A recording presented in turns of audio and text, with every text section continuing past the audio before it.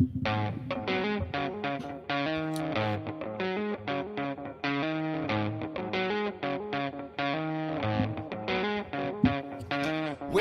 to the Dirty Sports Podcast. I said welcome to the Dirty Sports Podcast with Andy Ruther and Joe Prano. Welcome to the Dirty Sports Podcast. Welcome to the Dirty Sports Podcast. I'm your host, Andy Ruther, coming to you live from Cincinnati, Ohio, with my co-host from Los Angeles, California, Joey No Chill Prano. Hello, Andy. Good morning. Morning. Felt like I kind of stuttered on the Dirty Sports Podcast. The Dirty Sports. So I had something weird happen to me last night. Oh, boy. Here we go. So I'm like under the weather again. It's every time I get sick, I get sick. And like not like sick, like, you know, bad. We both have awful runny noses, cold, like that sort of thing. But I took some cough medicine before bed. I don't mess with that stuff too much. Dude, I felt like I was drunk when I woke up a few times, and even this morning. Yeah. It was almost like a hangover, sort of cloudy kind of feeling, which is so weird, right? Nope. It's absolutely 100% the opposite of weird when you take cough medicine. That's literally what it does. Helps you sleep, sedates you so you don't cough. But I don't remember. I can occasionally remember having those feelings, but like this, I've taken this medicine before. I don't remember. Like my equilibrium fell off. I was like, "What is happening here? Am I drunk?" And then obviously I haven't drank for so long. I was like, "What is going on here?" I mean, there's alcohol in cough medicine. I know, but I ended up sleeping in. Like I didn't even mess with the baby this morning. I just was like, I can't. You guys are gonna laugh. Dirtballs are gonna give me so much shit when I say this. I don't even want to say it because they're gonna bust my balls so hard. I felt like, dude, I don't even think I could take her to daycare. I feel just off. I don't know. Brittany was like, did you think I drugged you or something? Because I was like, well, you're a pharmacist. What'd you take? NyQuil? No, I don't know. Some. It wasn't NyQuil. It was some other Is it thing. a pill or a? It was a syrup. Okay. It was a syrup. So it was probably equivalent of NyQuil. Yeah. But I've taken it before. Did she give you like behind the counter NyQuil?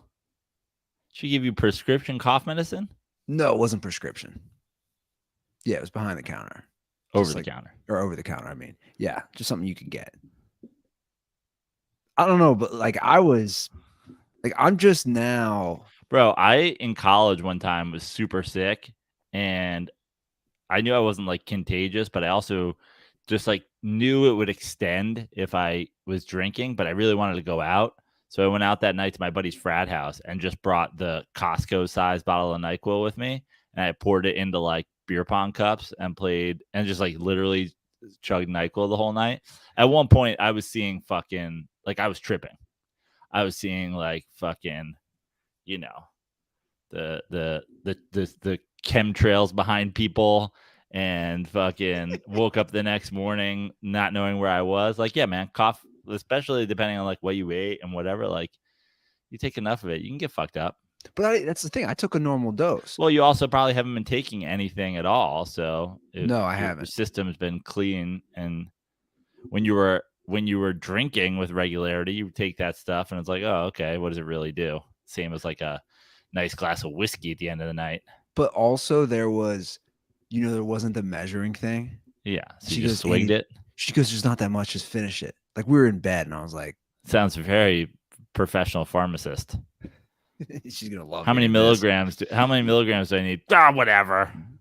Well, I think it was just annoyed because I'm a bitch when I'm sick. So yeah, she just gets sick of hearing me bitch. But like, it probably was the right amount. I'm just like, you like, like I'm a bitch for sure. But you don't think like that college story you're sharing? I don't think, at least I don't think, wow, I can really mess you up. Oh yeah. I don't normally think that. And I mean, I'm seeing in the YouTube comments, people are like, yeah, man, I've been jacked up on NyQuil before. Yeah. Yeah, absolutely. Well, I'm not taking that shit tonight. Well, we're both in a bad way today. I know this is one of the topics that triggers you. So I'm sorry to bring it up, but I'm out of coffee this morning. So who knows where this episode is going to go. Just like going in, just raw dogging this episode. Not prepared for this. Out of Miller Lights, out of coffee. It's a sad state of affairs. You come back from being away, you don't have any fucking groceries. Like, made the last pot of coffee yesterday. Didn't have. When's the last time you didn't have coffee? Like when you woke up? Oh, I mean, I've gone without having coffee when I had some shit to do, but like, if I've got to like focus in, it's tough. Not just like tough to be doing dirty sports here and not have a cup of coffee next to me. Just give me a little juice. Sometimes I'll skip coffee if I'm going surfing or if I'm going for a swim, just because coffee can give me the shits. So I'm not trying to shit my wetsuit or my bathing suit. So sometimes I'll skip coffee, but then it's like you're getting right into some cold water. You're getting a wake up call that way. Yeah, for sure. By the way, side note, your boy Eli is here this weekend in Cincinnati. Yeah, so is Peyton. For what? Dude, you're gonna die when you hear this. A lot of celebrities in Cincinnati. You would never guess why. WrestleMania. The Kroger Wellness Festival. Wow. A two-day event that celebrates a holistic approach to healthy living. The people in town that are speaking or doing a whole thing, Peyton Eli, Venus Williams, Cameron Diaz, Ocho Cinco, there's a bunch, John Cena. Like, it's so random. But well, go get Eli on our 1000th episode down in New Orleans. I know. It's funny. I was looking at when he's speaking. Him and his brother are speaking, and I don't know what I should pull it up. What they're giving a talk on. I know Ocho Cinco is talking about. Ocho Cinco is leading a workout at one day, and then he's also doing an abstinence from drinking because I didn't know he was sober. But then again, he loves McDonald's. Right. Which I'm laughing, like, so he's coming in town to talk about, good food and all this. I'm like, but dude, you're a McDonald's guy. Oh, the Manning brothers speak on Saturday. They are unveiling their secrets to achieving peak performance on and off the field on the Gatorade stage. Hell yeah.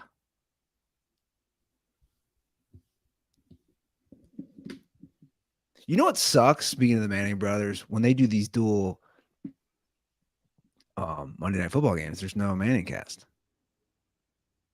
Right. Yeah. But there's... Actually, I stand corrected. I think they're doing it this week. They are doing this. Why? Are they doing 2 again this week? Yeah. They are? I think they're just slipping these in. I don't remember this being announced. I could be wrong. Yeah, 2 Monday nights is annoying. I don't like it. Yeah. What did you think? I just watched the Saints-Panthers game until the other one started. And then they were showing me like, inset things, but like I was at a bar for a bunch of the game, so I was at a bar for the beginning of the game when both were on.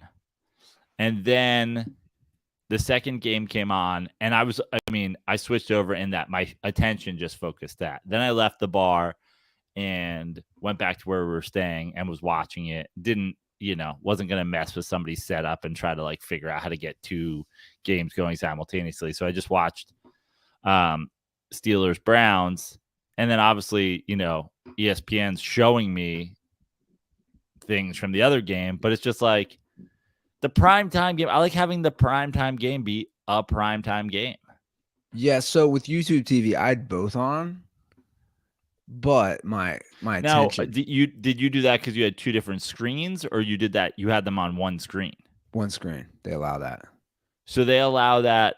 Now, could you do that on one screen? Could you have been watching Monday Night Football and like some other shit, the news or whatever? No, it's funny. So if you go to the home button for sports now, they curate what they're going to allow.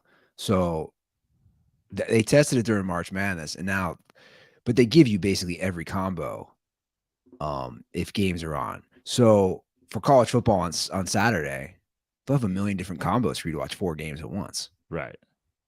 Right, because all the cable channels that are airing the games. Now, obviously, you have to pay for Sunday Ticket to get that combo. But for like the Monday Night Football, yeah, I mean, it's pretty decent. You got 2 games completely split screen. Now, my same thing. My attention was watching the Browns Steelers game once that went on, just because the Panthers Saints game wasn't that interesting. Although there was no offense in either games really. I obviously have Giants Niners tonight. You might have to let me test drive YouTube TV this weekend. See if I'm going to pull the trigger on this thing or what we're going to do. Yeah, it's yeah, boy. It's I think it's pretty cool. Yeah, you can test drive it. I'll send that to you. It's I don't know. Like I said, like you can, the home screen is going to curate.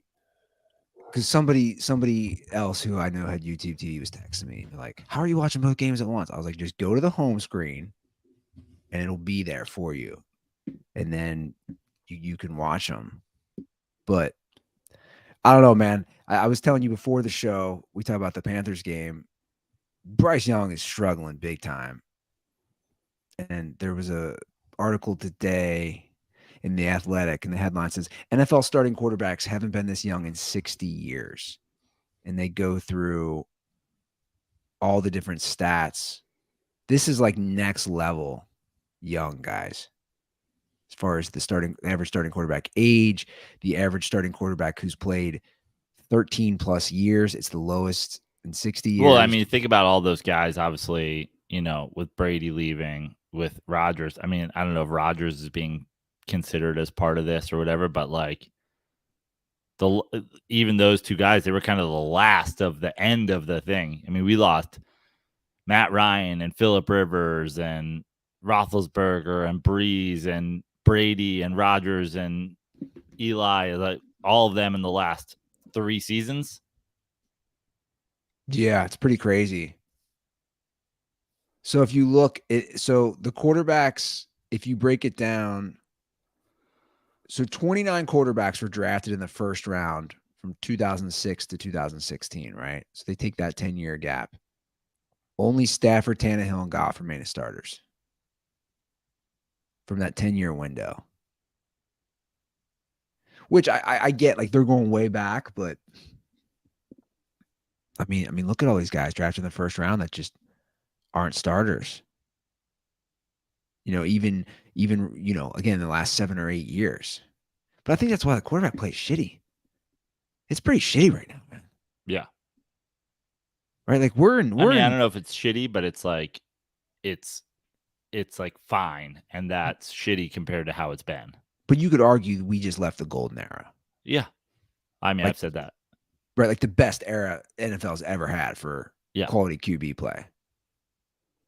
And that's why everybody, if you look at the conversations around Stafford and around Matt Ryan, and around Phillip Rivers, around Eli, you're like, everybody's like, none of these guys, everybody's pointing to them. Oh, Eli Manning's 7th all time. Is Phillip Rivers 6th all time. Matt Ryan's fastest to this.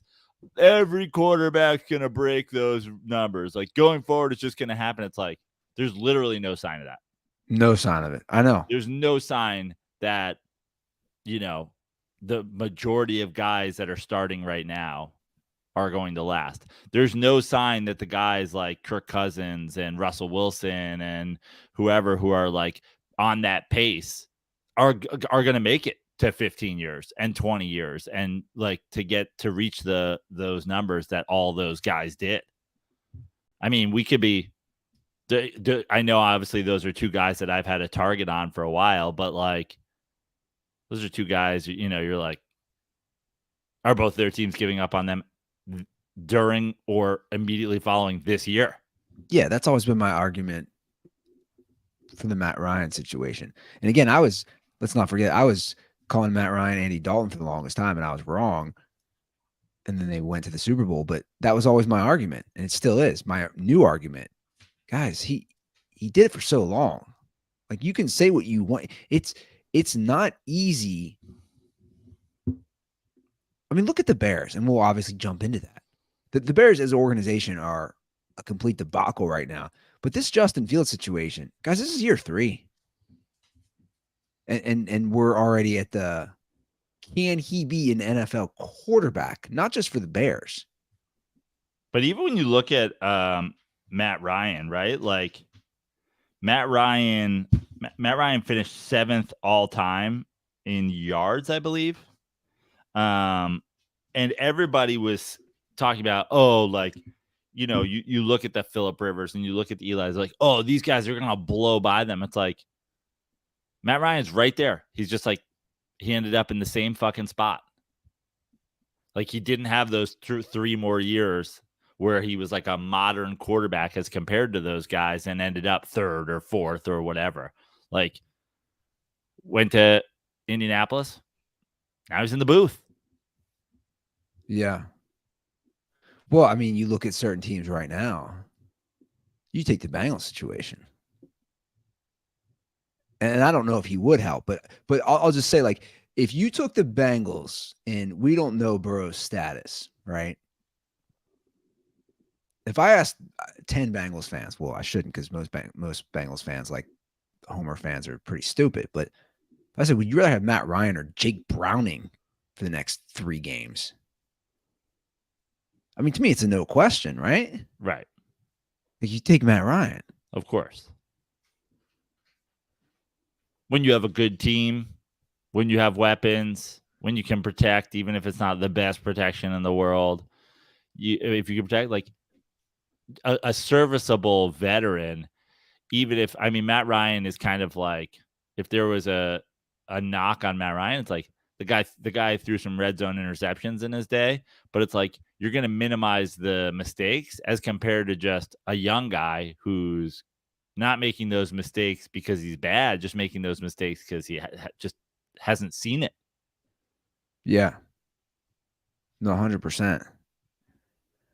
So Justin Fields caused a big social media commotion yesterday. Everybody was talking about him, what he said. He retracted it, but I don't like, the retraction doesn't mean shit to me. I want to play what he said in the press conference, right?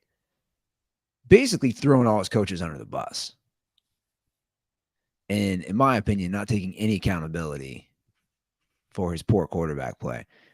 And I'll play the clip. There is typing in the background, which is obnoxious, but that's from the stenographer that was on his back or whatever was going on. I don't know what was going on. There's somebody's typing an article, but this is what Justin Fields, an old-timey reporter, has got to get his article in before the printing goes to press. So he's typing in on an old fucking typewriter. It's Robert Duvall from the Natural in the back. Hey, Justin, one question, see? All right, so this is what was going on yesterday. Of course, things that I didn't like, I felt like, I wasn't necessarily playing my game. Felt like I was kind of robotic and, not playing like myself. So, my goal this week is just to, say F it and just go out there and, play football how I know how to play football. And that's not, that includes thinking less and just going out there and, playing off of instincts rather than just of, so much, so to say, info in my head, data in my head, and literally just going out there playing football. I mean, I'm gonna stop it. Like we'll go through this and stop it. I mean, Joe, I don't know what your take is, but the thought of like a Peyton Manning saying data and like, dude, I'm sorry, you would never hear that. I think what is he talking about? To translate what he's saying, I feel like what he's saying is, I wish I could play college. I wish I could play ball like I played in college, where I look to the one read that they gave me. Yes. And if I don't have an athlete that's 10 times better than the guy guarding him that I can just chuck it to because he's already got separation, then I should be allowed to run. And the Bears are probably like, listen, it's not a long-term strategy for you to just take off after one fucking read. You're going to get hurt. Like, He's already been hurt. You're going to get hurt. You're going to get old. You're going to get slow. Take off when you need to. But first, go through your progressions.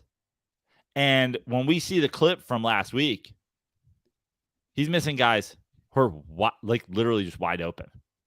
And it's because he doesn't have the ability to be like, okay, well, I was looking for my ex receiver, then to go, this guy's wide open. He doesn't even have the ability to go from that first one to the second one. He didn't see the guy wide open because he didn't look at the guy. He just has no idea how to process the field.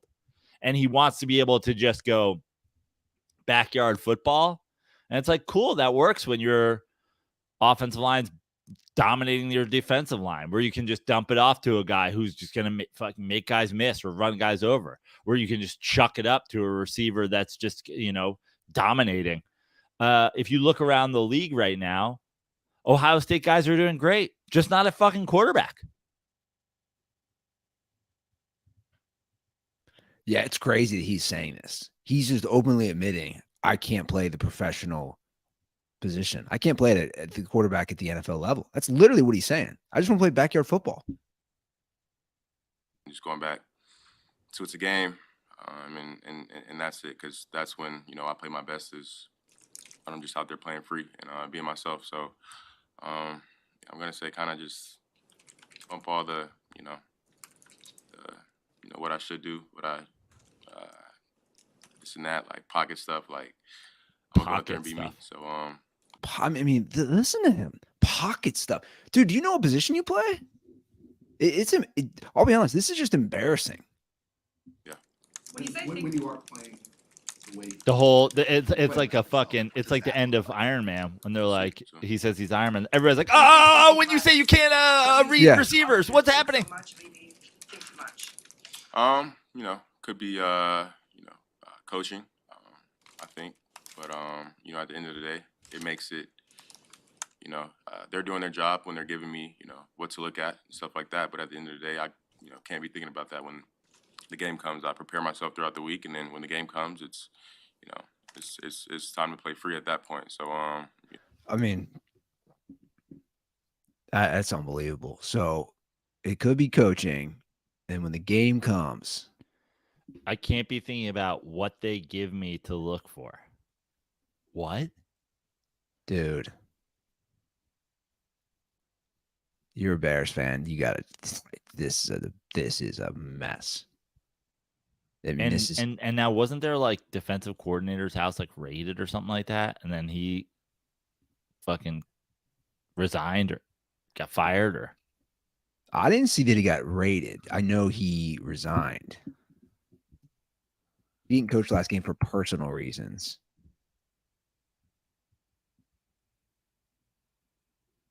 Chicago Bears defense coordinator. Chicago Bears deny claims of FBI raid after coordinator sudden resignation. Bro, what is happening? That's good. That's good.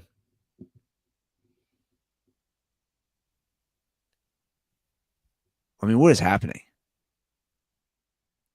Bears denied team facility raided as shocking rumors fly.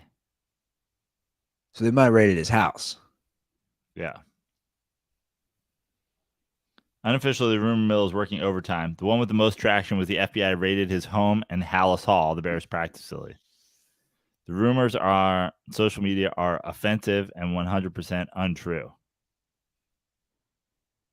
Now, according to who? Because if Justin Fields was on the lookout for people raiding, maybe he just missed them entirely. Maybe he just didn't see them coming. Maybe he was watching the back door of the facility and he had no idea that they were coming straight in the front door. But let's say you're the Bears, right, Joe? Like let's take the defensive coordinator situation out of it right now. I want to approach what he said. Like, how can you? I just don't know how you go forward. You know what I'm saying? You're like, dude, this guy's in his third year. He's openly admitting in front of the whole world he doesn't want to do, again, to bring it back to like the Peyton and Eli, like the homework that these great quarterbacks do, the game film, the preparation. Listen, the Bears are not good. Kind of across the board, they're not good, right? And when you're a young quarterback and you're developing, the oh, he's not protected enough. Oh, he doesn't have a running game. Oh, he doesn't have receivers who can get separation. Those are all valid. Those are all very, very valid. What's not valid is doing a press conference and being like, when I'm out there, it's really hard for me to play professional football. I just want to play college football. And honestly, I really would rather play high school football, which I was allowed to play in college because we were just so dominant. But I really don't want to get a high level understanding of this game so that I could be successful in the NFL. Kind of just want to do my thing. It's like, dude, throw your offensive line under the bus. Throw your fucking receivers under the bus. Throw your defense, whatever. But like, to just be like, my coaches want me to go through my progressions, and I don't like that, is a wild hot take to say, which is why the first person on his team who saw it was probably calling him the second he got off the podium. He was like, yeah, you're going to have to retract that. Like, I know what you're saying, but also, like, if you want to quarterback, if you want an opportunity to quarterback somewhere else when the Bears move on from you in 3 months, you're going to need to say that you are willing to learn how to play football. Otherwise, there's really not a lot of room for you here. It's insane. I've never seen anything like it. He straight up said, I want to play backyard football. I don't want to. But also, like, dude, where does that get you? That's another thing. Like, okay, go play backyard football. This is the NFL. While it's a barbaric sport, it's a very intrinsic barbaric sport with schemes and plays. And I mean, come on, man. These guys, we all know the amount of hours these coaches and planning and preparation that they put in. And Fields just wants to walk on the field and just sling the ball around. I don't think he realizes he will get himself seriously injured also by playing this type of football.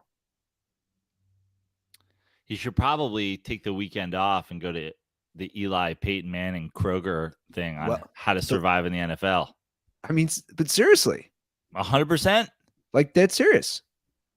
Eli be like, look, man, stop running. It's crazy. You're gonna die, man. Peyton be like, yeah, I ran like 3 times. Ever. Just like, don't do it, man. It's nuts. And then Archie would walk in like a fucking horror movie doll. He's like, I ran all the time. They're like, oh yeah, that's why I taught him not to do that. I mean, we're through 2 games. Bear season's already done. It's done. Yeah, I said it last week. Moving to running back, tank, get a new quarterback. And people made good points on on the video we put up. It's like people are like, well, you're kind of calling for Caleb Williams while saying the big quarterback. I'm like, yeah, you might be right. But no matter what, get a new quarterback. Justin Fields, great athlete. You want to play backyard football? Cool. You're a tailback. Big tailback too, man. He's like 6'3". I know. It's crazy. They play the Chiefs this week too. Like, of all the weeks, like, they're playing Kansas City. Yeah. I don't even know what the spread is. But my boy Steve Spagnuolo is just sipping on red wine every night, just salivating at the idea of being able to run his blitz schemes against a quarterback who refuses to go through his fucking progression. Yeah, it's nuts. So Mahomes is getting some money now.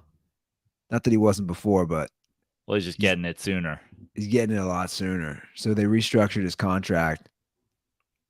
He's going to make $210.6 million between 2023 and 2026, the most ever in a 4-year span.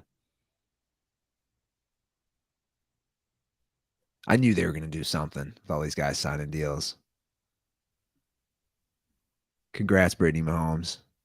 Yeah. Your meal ticket just got you over 200 mil. I don't think she was worried about it. We haven't heard much from Jackson lately. Well, he got. I know he's popped for the sexual. Yeah, so I think assault. I think the police did what Patrick Mahomes could not do, which is be like, "Yo, dog, you got to stop." I bet he loved that, to be honest. I mean, low key, it was. That's not, what I'm saying. Yeah, I think long run, it probably worked out great for him. Short run, it was probably annoying, although it did kind of happen in the offseason, right? Yeah. So he didn't really have to answer a lot of questions about it. But in the short term, still like, dude, what the fuck? But in the long term, yeah, I mean, the fact that he's not doing TikTok dances on the sideline on like Sean Taylor's grave or whatever. Over Nick Chubb's body laying on the ground with his knee all. Just doing like hanging arm dances.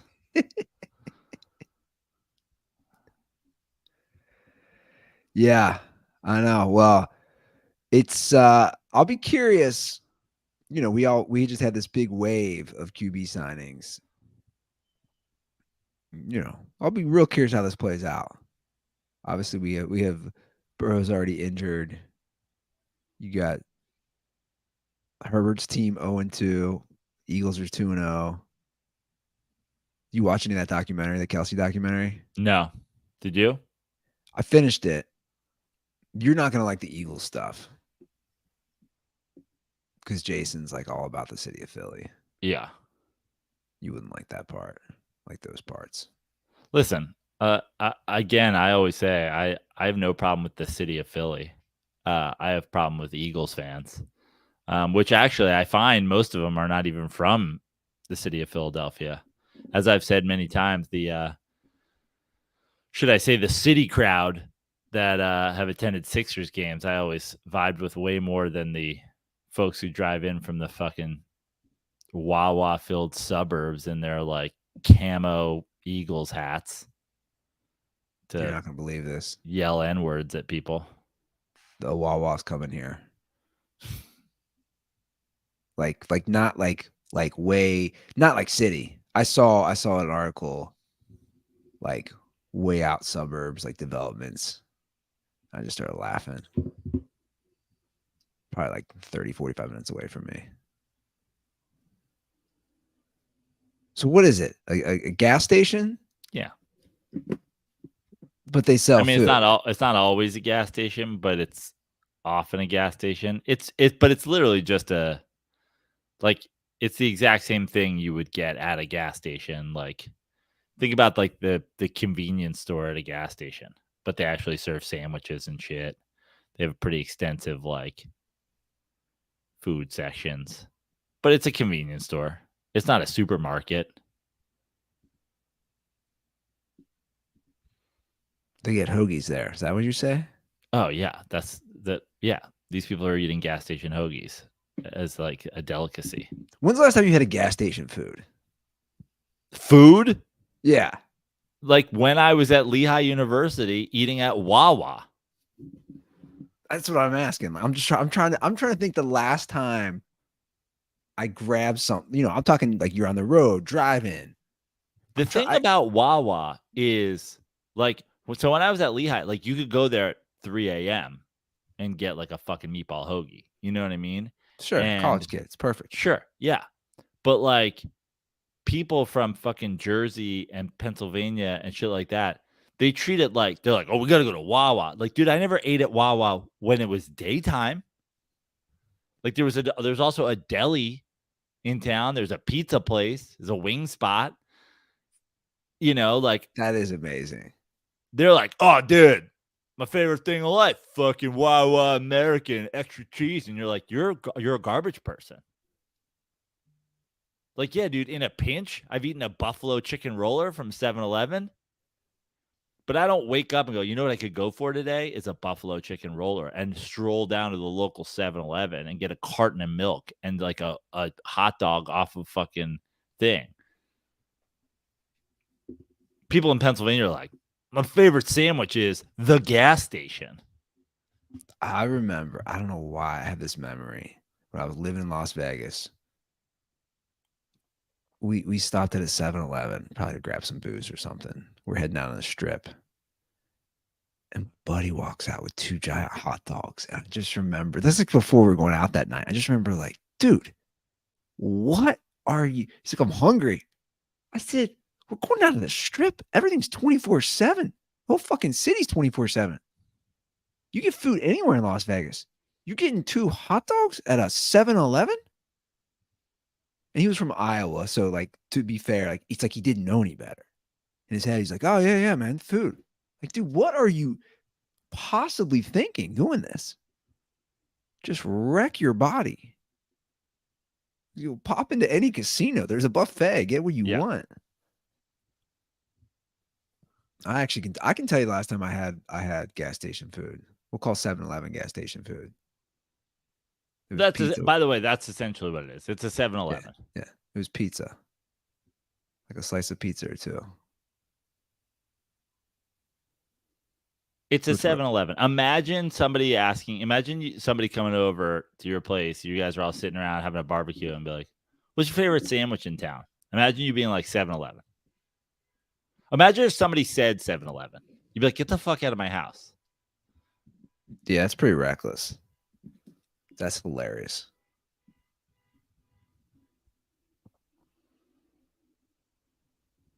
Well, now I'm intrigued though. I almost want to go see what's going on over there when one comes to town. Just you out of drive curiosity. 40 minutes to eat at a gas station? No, I wouldn't drive 40 minutes if I was in the area. Yeah. I'd pop over. And it's also like the sandwiches are like fine, but it's not 7-Eleven quality sandwiches, but it's also not like it's not Jersey Mike's. You read Buc-ee's? You know anything about Buc-ee's? No. Bro. Buc-ee's is like turning into a thing. It's like it's like a Costco / Walmart gas station mega superstore. I think they started maybe in Texas, of course. They're going everywhere now. I went to one in Kentucky last year, but it's not shit. There's literally like 100 pumps at the gas station, and then it's a mega mall. Like they're cut. It's like okay, legit. I have been to one. I know what you're talking about. It's got a little beaver as a mascot. Yeah. Like I got like a brisket sandwich. Like like you got a brisket sandwich and a pair of boots, and you took a shower. Yeah. It's like all that shit. It's insane. All right. Do we want to hop into a little overrated, underrated one we have been putting off? Okay, sure. Let's do it. We haven't done AFC and NFC South quarterbacks. Ooh, we've been putting it off because is this the last of them? It's the last of them, and we've been putting it off because it's not a good group. Right. Right. It's probably the worst group. Where you want to start, AFC or NFC? Sure. Let's go AFC. Okay. So AFC South. Overrated, underrated. Again, this doesn't mean someone's good or bad. It's remarkable how much people don't understand that. We had the response to our chicken sandwich thing in the Dirtball Reddit that was like, Chick-fil-A fucking dunks on McChickens. And I'm like, dude, that is literally not the point. Oh, I didn't even see that. I'm going to have to see that. The point is people act like McChickens are just like whatever. And people act like Chick-fil-A is like something you go out of your way for. Meanwhile, it's like, yeah, I prefer a McChicken. I prefer a Chick-fil-A sandwich over a McChicken sandwich. But not that the gap isn't that big. Yeah, that's all you're saying. To act like one, people are like, they're not open on Sunday. I do declare I will have to find a different place for my finest chicken sandwich on Sunday. Oh, Lord. And then people will be like, fucking McChicken. You eat McDonald's? It's all about the perception. How are these things perceived? So, again, That's what it's about. The perception. We'll start with AFC South quarterbacks. Ryan Tannehill.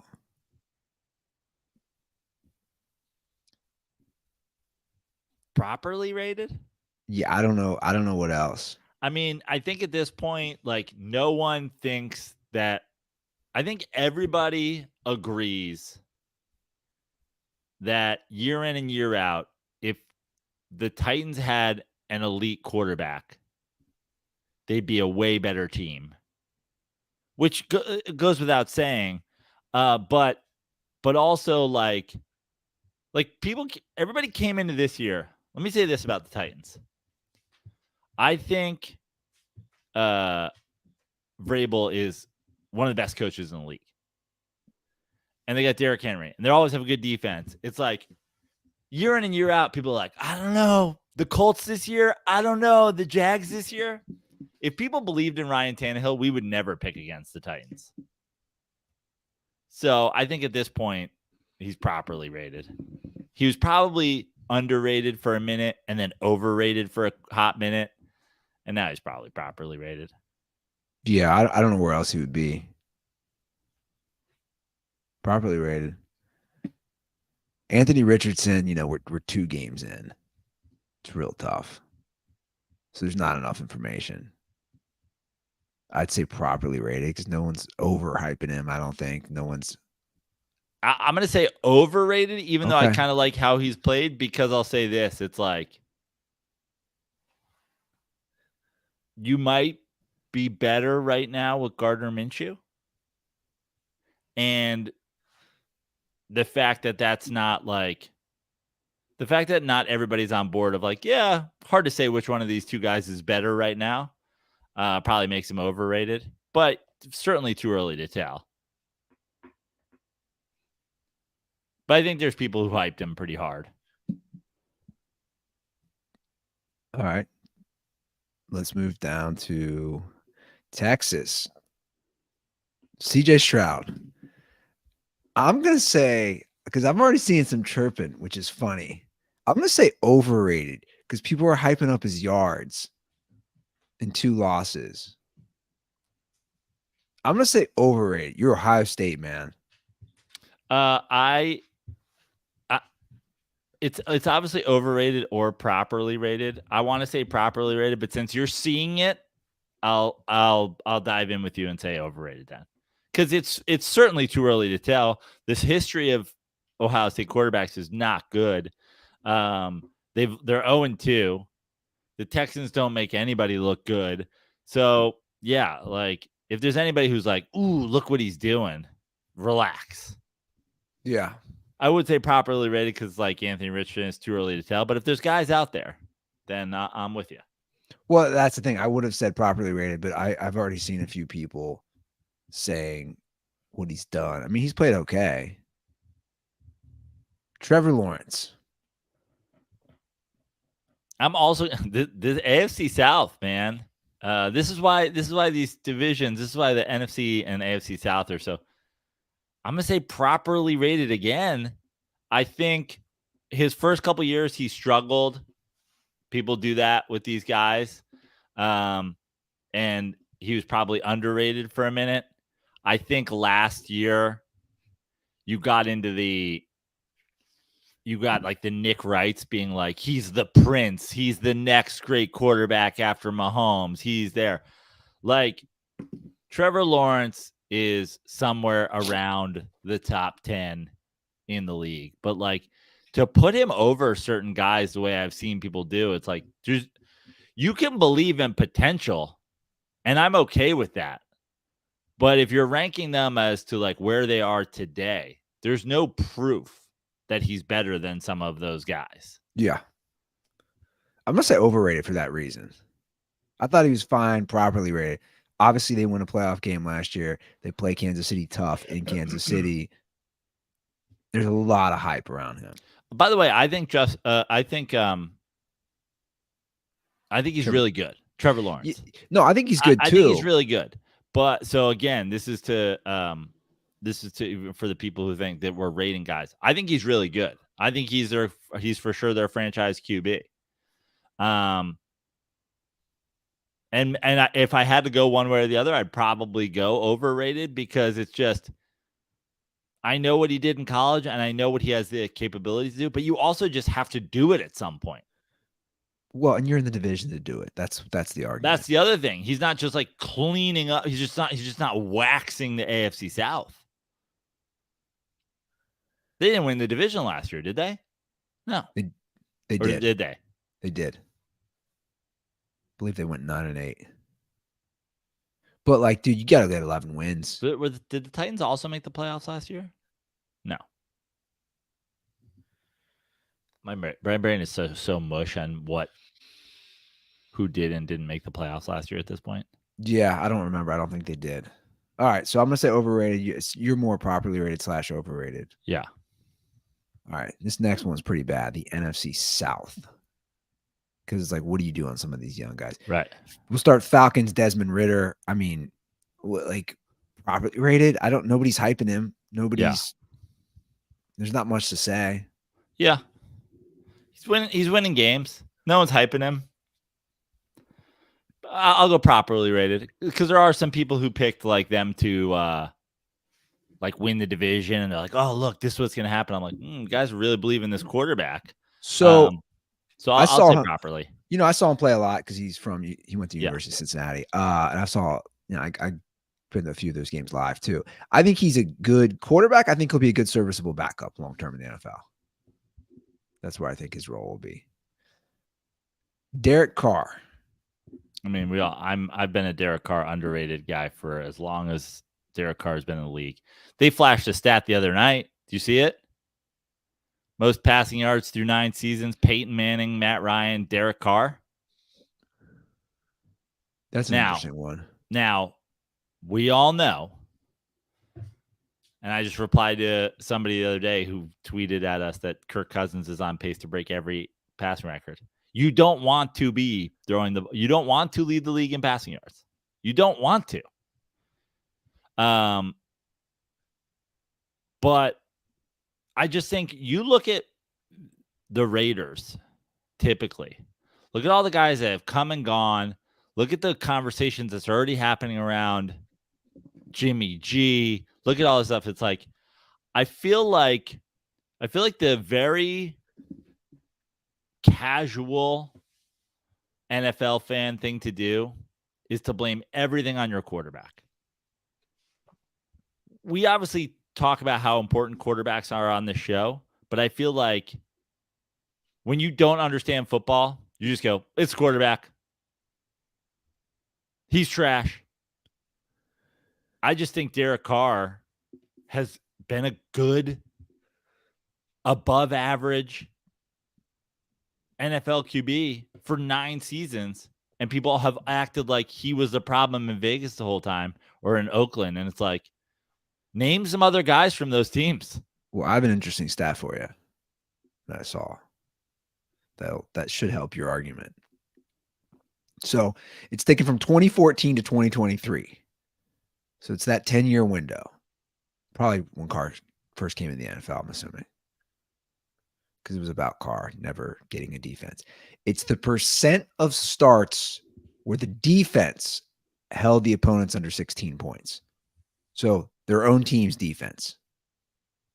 Carr leads the way by a huge margin as far as the Raiders.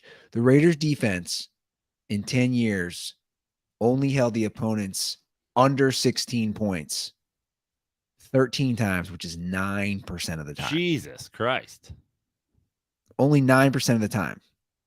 The next lowest on that list is Matt Ryan at 14%. So there's a 5% gap between the second to last and last.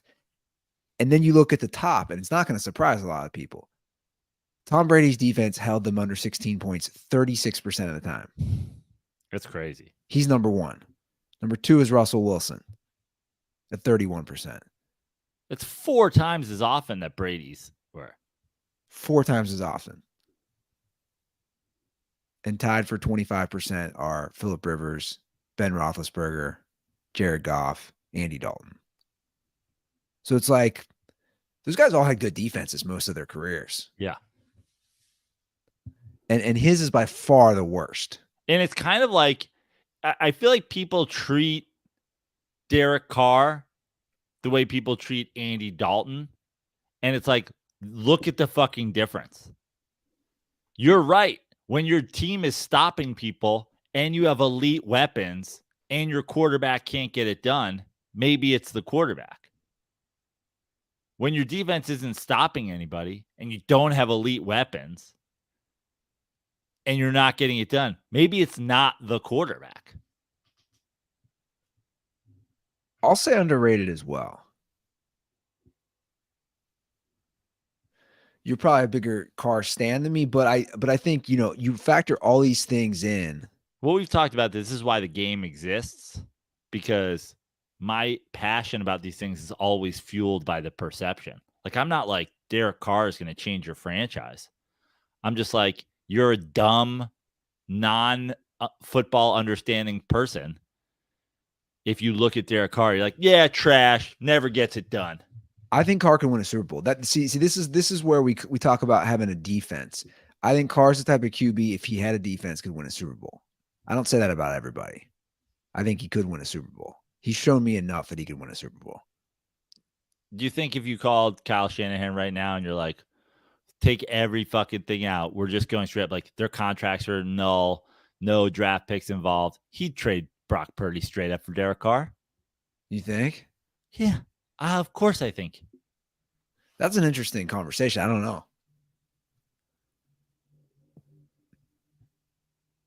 Yeah, we have a guy who's done it for 9 years and a guy who's done it for 9 games. That's the problem with football fans and perception. Yeah. They're like, Purdy's fucking good, man. You don't know. Derek Carr had a season where he got MVP votes. What the fuck do you know after 9 games? Yeah, I mean, situation definitely matters. It's like, where's Brock Purdy if he's on the Browns? Versus a good historical franchise. Like and that's not to dunk on Brock Purdy either. Yeah, no.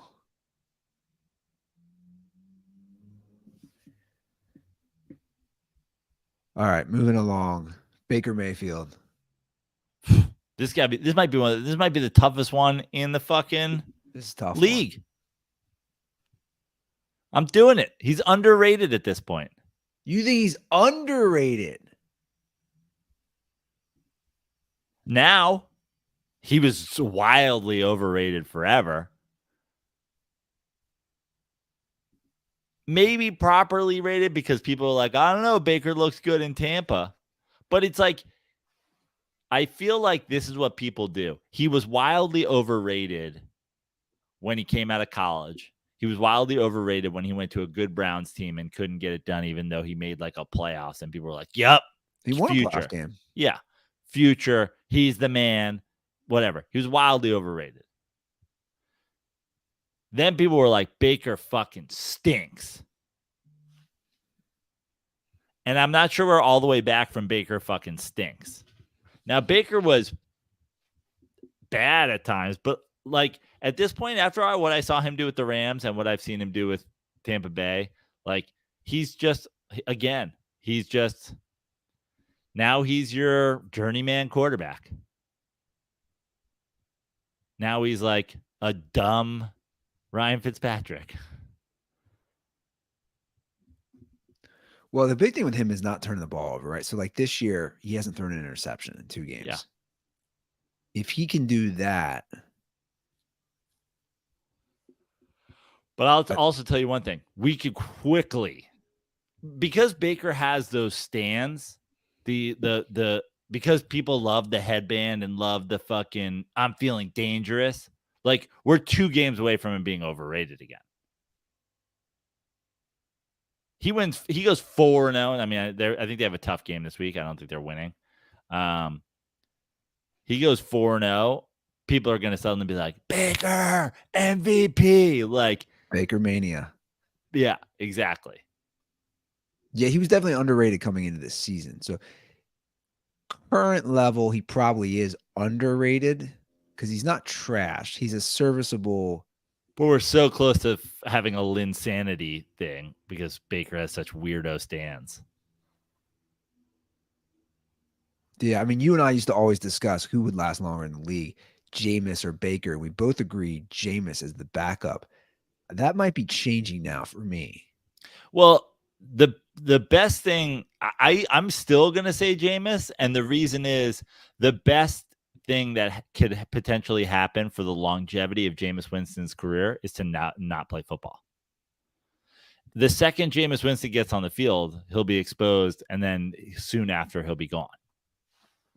But he does did you see the fucking tweet the other day? He's standing outside the locker. He always stands outside the locker room and high fives every player and coach and training staff member on the way in. He waits until everybody comes in. He high fives them. I mean, no one cosplays as a good teammate better than Jameis Winston. He said he cosplays as a good teammate. I didn't see that. That's hilarious. He shakes everybody's hands. Oh my God. I'm watching it now. Jameis Winston shook the hands of every player and staff member before he entered the locker room tonight. He also apparently did this dating back to college at Florida State. Dude, this is where he gets people. Jameis Winston is a true leader, and he's a pro's pro, even as a backup, A+ teammate. Nobody cosplays as a good teammate like Jameis Winston. Oh, it's all theater, dude. It's all theater. That's hilarious. And then guys like Jameis 101 are like, look at the guy. Look how good a teammate he is. His teammates love him. His coaches love him. He's a great teammate. Why can't he get on the field? Well, because he's not good at quarterback. That's why he can't get on the field. He's doing all the right things. He just can't get on the field because he's bad at playing the position he plays. So we'll both say Baker's underrated. Bryce Young, I mean, it's tough not to call him. There's a lot of hype around him heading into this year. It's tough. You got to say overrated at this point. There was a lot of hype entering the season. They're going to be bad. I'm going to say properly rated because overrated. He's over again. This is like, but I'm saying he's overrated with the hype.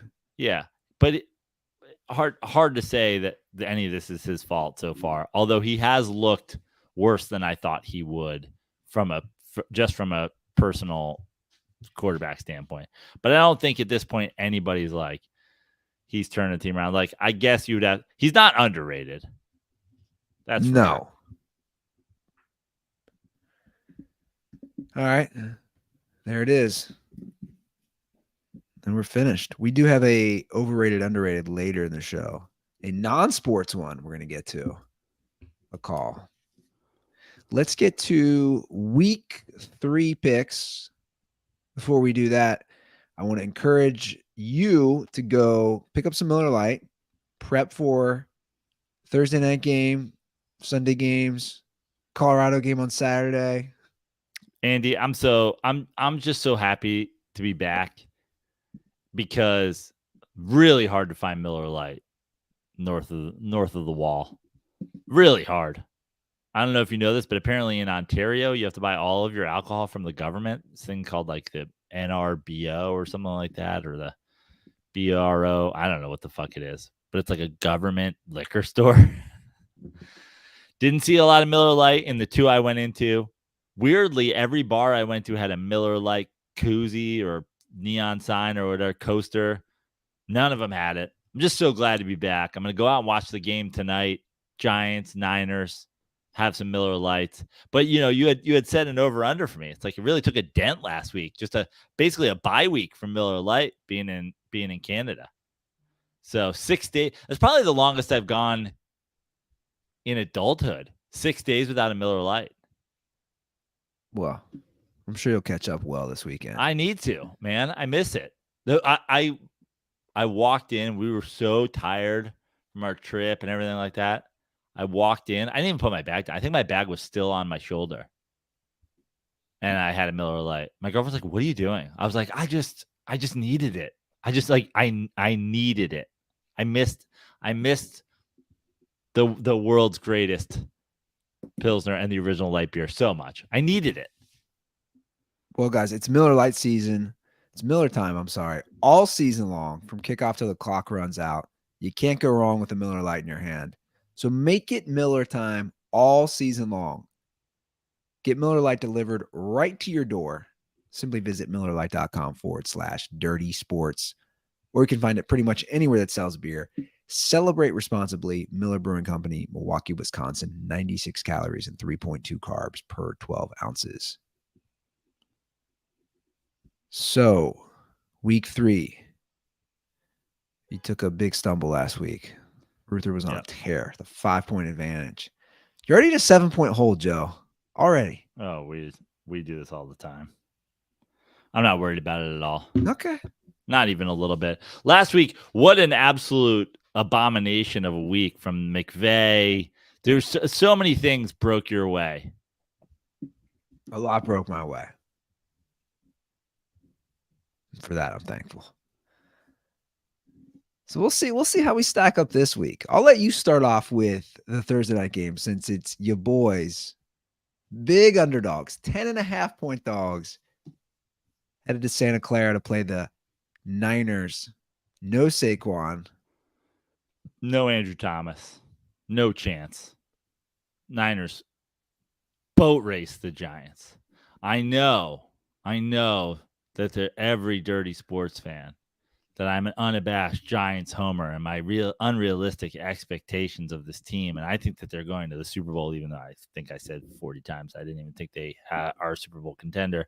I think the Giants get smashed in San Francisco. Yeah, I mean, it's a Thursday night, which gives me hope of covering the spread, but I don't think they will. This game is, you can talk about coaching all you want. You can talk about Daniel Jones all you want. You can talk this is a game that's just, there's a talent gap. The Giants don't have receivers that can get separation against a regular old defense. They're definitely not doing it against probably the best defense in the league. No Saquon. No starting all-pro tackle against one of the best pass rushes in the league. This will be the game that the Reddit will pop off and my mentions will pop off again. Daniel Jones, trash. Joey No-Chill's got to admit it on Monday. It's like, dude, the talent, this may as well be, you talk about Daniel Jones, this may as well be Duke versus fucking Alabama. Well, I agree. I think it's going to be a blow. I don't know how the Giants are going to score points. It's also in San Francisco, short week, no Saquon. I don't see the Giants score more than 13 points. I'm going to take the Niners in just a bloodbath tonight. Have you used the video? I don't know what they call it. The Amazon version. It looks like Madden video game. Have you tested that one out? No. I was doing it last week. So they give you options. God, why do I forget what it's called? You can watch the regular thing, or it shows literally like the circles around the players. It shows the arrows where they're going. It shows different views. I forget what it's called. It's kind of interesting. I kind of like it. Prime View. Or some shit like that. It's something like that. It might be Prime View. I forget what it is.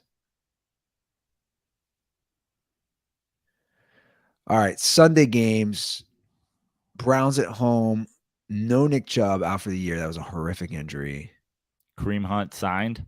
Kareem Hunt is signed. He's back on the Browns. Titans, Deshaun Watson did not look good last game. And at some point, that was a winnable game. They should have won, in my opinion. I know it's road, but the Steelers did nothing offensively. That's a game you have to, the money you're getting, you have to win. And this is another game where I'm Deshaun Watson is such an enigma at this point. I know statistically he didn't play that well in week 1, but I just thought he looked good. It looked like he was confident again. It looked like he was he's not just chucking balls over guys, but it's dude, we're talking about Baker Mayfield before on the Bucks and on the Rams. Do you remember they drafted him first overall, and then they traded everybody to get Deshaun Watson. Like, it's the whole franchise rests on this guy's fucking shoulders. He threw a pick 6 in the first play. Yeah. Like, they're 3.5-point favorites. I know you don't have Nick Chubb. You still have a line that could block for Kareem Hunt. I forget their other running back, but my point is, you have a defense who got a lot of turnovers last game. Got a lot, played well against the Bengals. Dude, you got to start winning. You have to start winning games. You do, because you have a team around you. So the 3.5-point favorites. I don't have faith. I'm going to say the Titans cover. I'm going to say I'm starting to I kind of gave up on the Titans because, and again, I think this is where Ryan Tannehill is like, it's crazy because it seems like they are the one team that really needs to just try to fucking do something at quarterback because they're always right there. Week in and week out, I almost don't give Vrabel enough credit. Like, I might just start picking Vrabel to cover every week, regardless of who he plays. Like, they're always right there. Everybody this offseason was like, Jacksonville, they're running away with the fucking division. It's like, he's a good coach, man. He's a great coach. Yeah, they don't get blown out too often.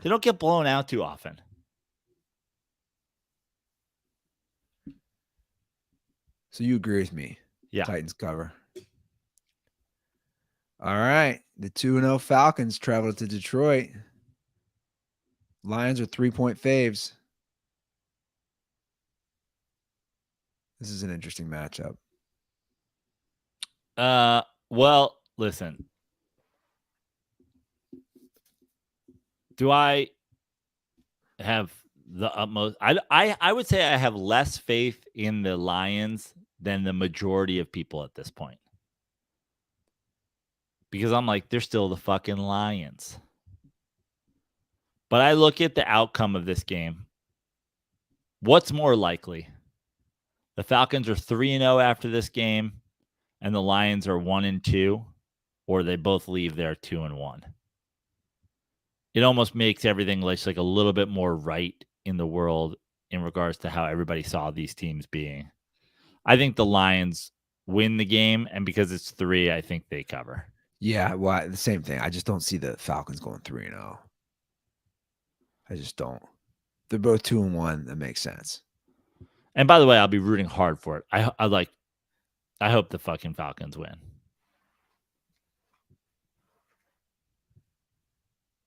Well, obviously, it all boils down to the running game, right?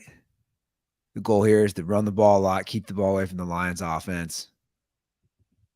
Have Bijan Robinson go nuts. Algiers. But I do think Lions win and cover as well. All right, Saints Packers in Lambeau. Packers are 1.5-point favorites. Kind of the same thing we said last game. I didn't see the Falcons going 3-0. I don't see the Saints going 3-0. And it's only 1.5 points. The Packers are 1.5-point favorites. Yeah, I think the Packers win and cover.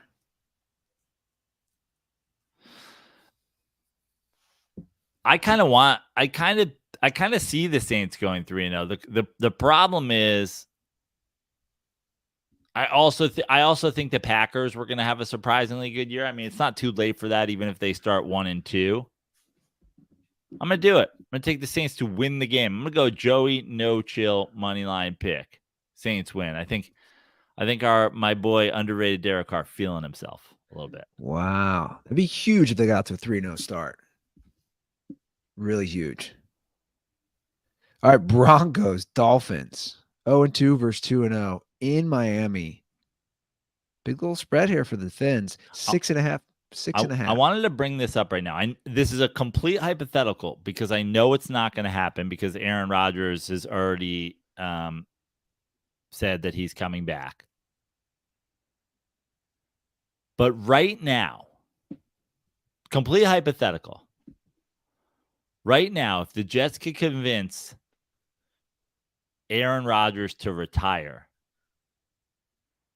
and they said, we'll trade you whatever, not first rounders, obviously, but we'll trade you whatever, missing parts for Russell Wilson. You get his money off the books. You already took an L on all the draft picks. You get his money off the books. We essentially replace Rodgers' money with Russ's money. If you're the Jets, would you take Russ right now? I mean, he's obviously better than Zach Wilson, so that's not really the question. But the question is, do you tie yourself to him for those years that he has left? Do you think he gives you a potential of winning the Super Bowl? Or are you like, dude, the financial burden is not worth it for the potential of this? Here's the thing. Like, which Russ are we getting? I mean, to be totally honest, you're getting the Russ. You're getting Russ. Are we getting a conservative, hey, I got the D? Because are we getting, I can trust my defense, hand the ball off to these good running backs, throw for 220 yards a game? Well, that's literally the only reason you would do it, right? Is because you're like, Russell Wilson has won a Super Bowl when entirely carried by a running game and defense. Maybe he's been beaten into the headspace where he's figured out that like his PR team's campaign of let Russ cook was a horrible plan, and he should have just appreciated that he could be that guy. Well, if you win a Super Bowl, if you go to a Super Bowl, it's a win, right, for the Jets. Again, this is completely hypothetical. The Jets are not. You would do it? I'd do it. I'm not sure. I might, but I'm not sure. I'm probably convincing Aaron Rodgers to not retire more than I am. But if he tomorrow was like, you know what, I'm not doing this rehab, I'm going to retire. You could essentially replace, like, your finances don't really change. They change a little bit in the long term, but they don't really change in the short term because you would essentially be replacing Aaron Rodgers' contract with Russ's. Well, the Jets situation sucks because you have a good defense now. You have a rookie wide receiver contract now. You have a rookie running back contract now. You have a 1-year deal for Dalvin Cook now. That's where it's like you literally had to win this year. That's what sucks. The whole thing sucks. And then you're stuck with Zach Wilson again. And he knows the players don't like him. I always try to imagine what was going on in Zach Wilson's head when that injury happened. How pissed he was. Okay, that was my Broncos hypothetical for their quarterback. Obviously, it's not going to happen, but just wanted to hear your answer. Here's the other question. Here's the other thing I wanted to talk about with the Broncos. I feel like in the modern NFL, with very, very few exceptions, if you win a Super Bowl, you automatically get deemed a great coach. The few exceptions I feel like that even exist out there, I think Mike McCarthy at this point, Gary Kubiak. Yeah, well, yeah, maybe he's not in the league anymore, but like, sure. At this point, the guys who are coaching who have Super Bowls that I think aren't universally considered great are just Mike McCarthy and Doug Peterson. Are those the only guys coaching today that aren't universally considered great and have a Super Bowl? Maybe. And my question is, should Sean Payton be part of that group? I feel like if you go back 5 years to the Saints, if you just pick 5 years ago, I think people go to reel off who are the best coaches in the league. Oh, it's Belichick, Carroll, Sean Payton, Harbaugh, Tomlin. And you're just like, I'm starting to think, and I'm not even really starting to think, I've kind of believed this for a while. You can go back at long term in this, like, but I think Sean Payton is closer to Mike McCarthy and Doug Peterson than he is Bill Belichick and Pete Carroll. Oh, I don't. Is there really a debate in that?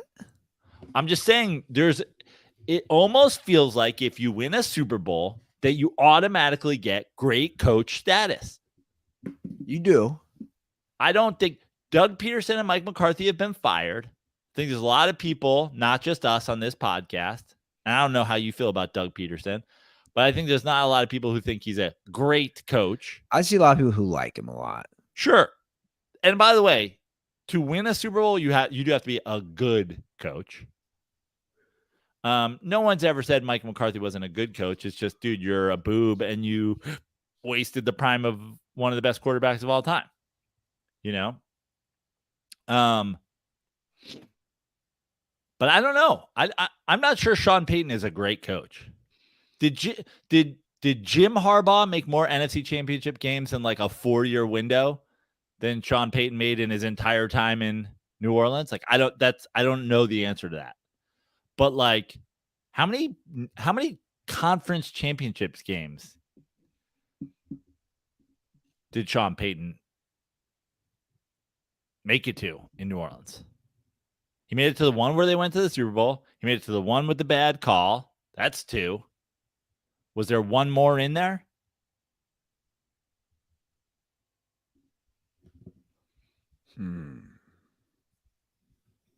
I'll look it up. I mean, look, they're 0-2 this year.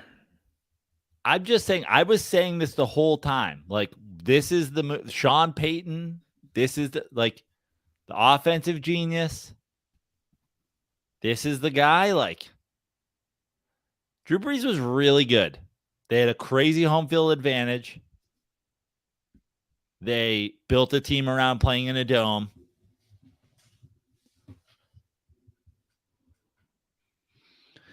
No, they went to the NFC Championship in 2006 too. So one.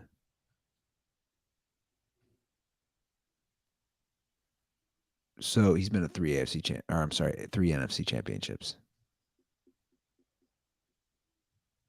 1-1. He's been to 3. Started coaching in 2006. Took 1 year off. I'm just saying.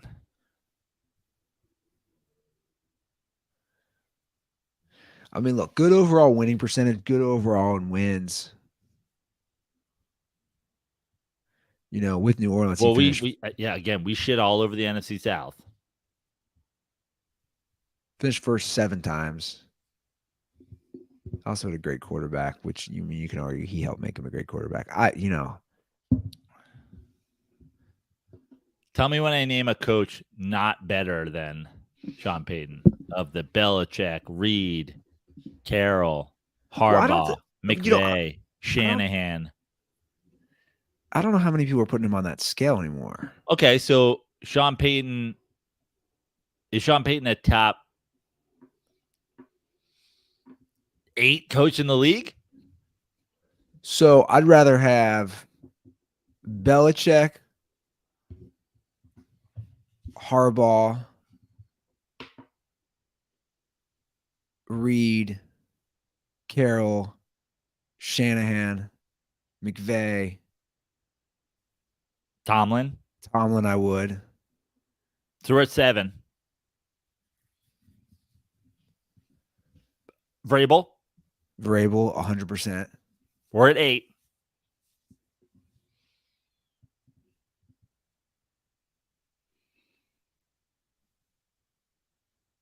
I mean, then it gets dicey from there. I have to really It analyze.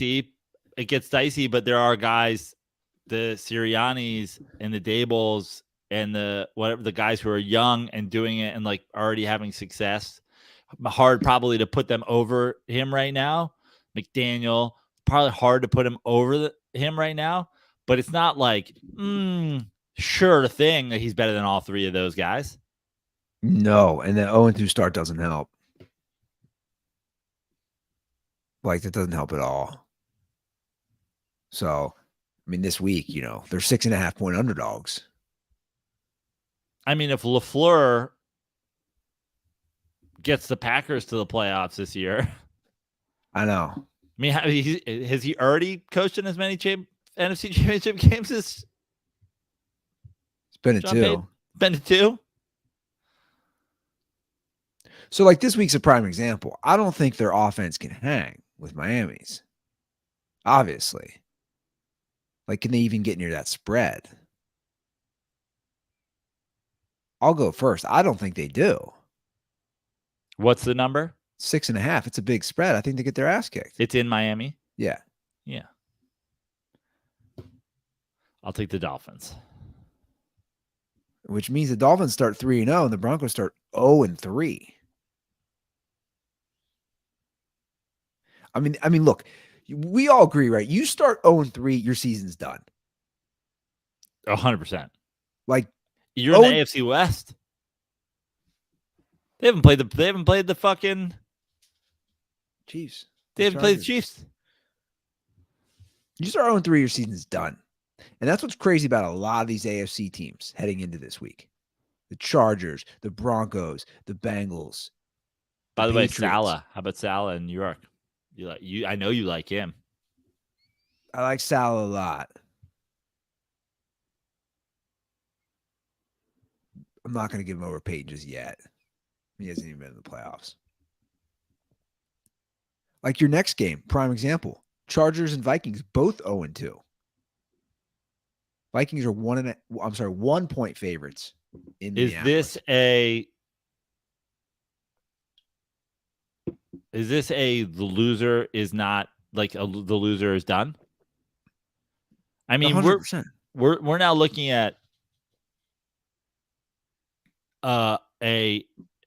again, the same as we said about the Broncos. Like, dude, you're 0-3 in the AFC West. You're 0-3 in the AFC. You're done. To me, it's more the AFC. It might not be you're done if you're the Vikings, but let's be honest.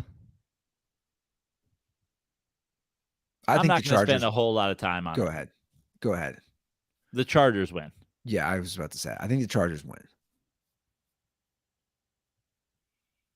It's basically a pick'em game.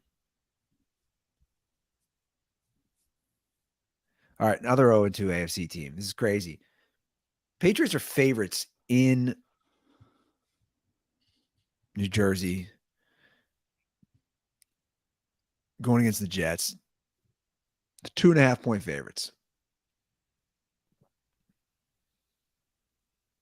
It's so tough for me to think the Patriots fall to 0-3. I also don't want to see the Jets fall to 1-2, but I also know Zach Wilson is going against, a team that's not going to give up many points.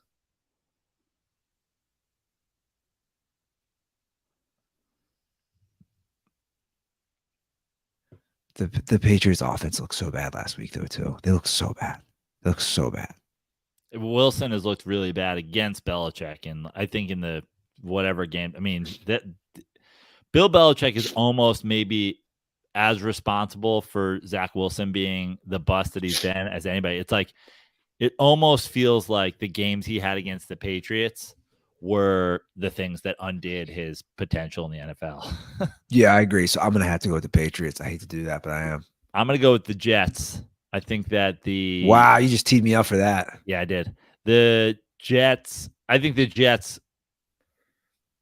make a correction from where they failed last week. And we had Breece Hall talking about his touches.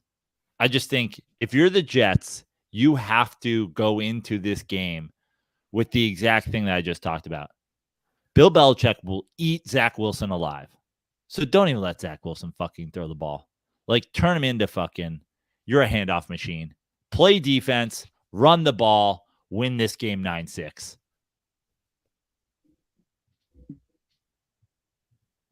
Yeah. It's crazy. I'll tell you what, the Pats aren't 5.5 point favorites in New England, right? So the spread seems too high to me. Okay. All right, next up, Bills travel to face the Commanders in Maryland. So 6.5. I'm sorry, not 6. 6.5. Just 6. Okay. 6-point Buffalo faves. I think the Commanders, I think this is a 9 or 10-point game if the Commanders hadn't played 2 dog shit teams to start the year. I think that the Bills got themselves right a little bit. I don't think that the Commanders are as good as their record. I think the Bills win and cover. I disagree. I think the Commanders cover. That's too big of a spread for me. Wow. 6? Yeah. Wow. Okay, let's go. I mean, I don't know. I think it'll be a closer game. I think the Bills probably win. I think it's a closer game. And be enemy we trust, right? I don't know. I just think it'll be a closer game. That's a big spread. I like it. I'm glad. I'm happy about it. We have another big spread next game. AFC South, Texans, Jags in Florida. 8.5-point Jags. Dude, I'm gonna take the Texans to cover this. I'm with you. It's a big spread, man. The Jaguars might be a team that kicks you in the dick the whole season. It's like I think I might be 0-2 with them already. They come out, they look great against a division opponent, and then all of a sudden I'm like, fuck, I got fucked again. But the idea of that big a spread in a division game when the Jaguars scored 9 points last week. Yeah. If the spread of your game is within a point of the entire number of points you scored last week, I'm out. Yeah. Well, and also, my thing is, like, I liked D'Amico Ryans. I liked him as defensive coordinator. Like, I think he's just gonna get blown out. He's gonna put on some schemes, to keep it relatively within reach. I think the Texans can cover that. Colts Ravens in Baltimore. Another big spread. 8-point Ravens favorite. So this is a game that I think it's a big spread. Do we know Anthony Richardson's status? I don't know his status. But this is a game where I do think it's out of control. Does it matter to you who plays? No, because I just think rookie QB,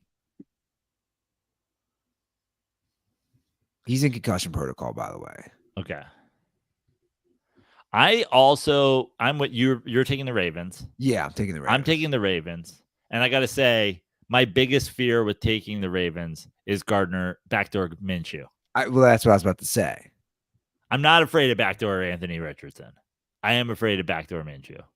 I am afraid that this game is a 6-point win and Gardner Minshew throws for 315 yards on like 70 attempts. Yeah. I know. So, I don't know. It's just like Gardner scares me more than Anthony Richardson, to be honest. Yeah, 100%. But I'm still going to go with the Ravens in this one. Same. All right. Later games. Panthers, Seahawks in Seattle. Seahawks 6.5-point favorites. Wow. That jumped, huh? That was a lower line earlier in the week. What do you think? I'll take the Seahawks. I forgot what I bet it at. I already bet the Seahawks to cover. I think it started at 4. It's jumped up. I'll take the Seahawks. I just think you have a rookie quarterback. You've got a Seahawks team that had a disappointing game last week. Yeah, I think it's a touchdown game. Yeah, part of me wants to take the Panthers, but I just haven't seen anything from Bryce Young so far. So I'm gonna take the Seahawks. Tough place to play as a rookie. Right. All right, we got our biggest spread of the week. Bears are 13-point dogs in Arrowhead. 30? Oh, I don't know. I was about to say big spread, don't care. I'm taking the Chiefs. A 30-point spread. I think the Chiefs could cover the 31. I think they could. Can you imagine? I mean, first of all, we just talked about the Jags. The Jags scored 9 points last week against the Chiefs. Like the Chiefs defense. That was in Jacksonville too. The Chiefs defense. It's played well. First of all, obviously good enough to win the Super Bowl, but they're not bad. Like back in the day, it was like, oh, they're winning in spite of their defense. The Chiefs defense played great against the fucking Lions. Justin Fields isn't taking advantage of defenses that don't play well against them and leave guys open. I think if it was 30.5, I might not have done it. But since it's just 30, I'm going to go with the Chiefs. 13, but yeah, take that too. Sure. Can I tease it up to 30?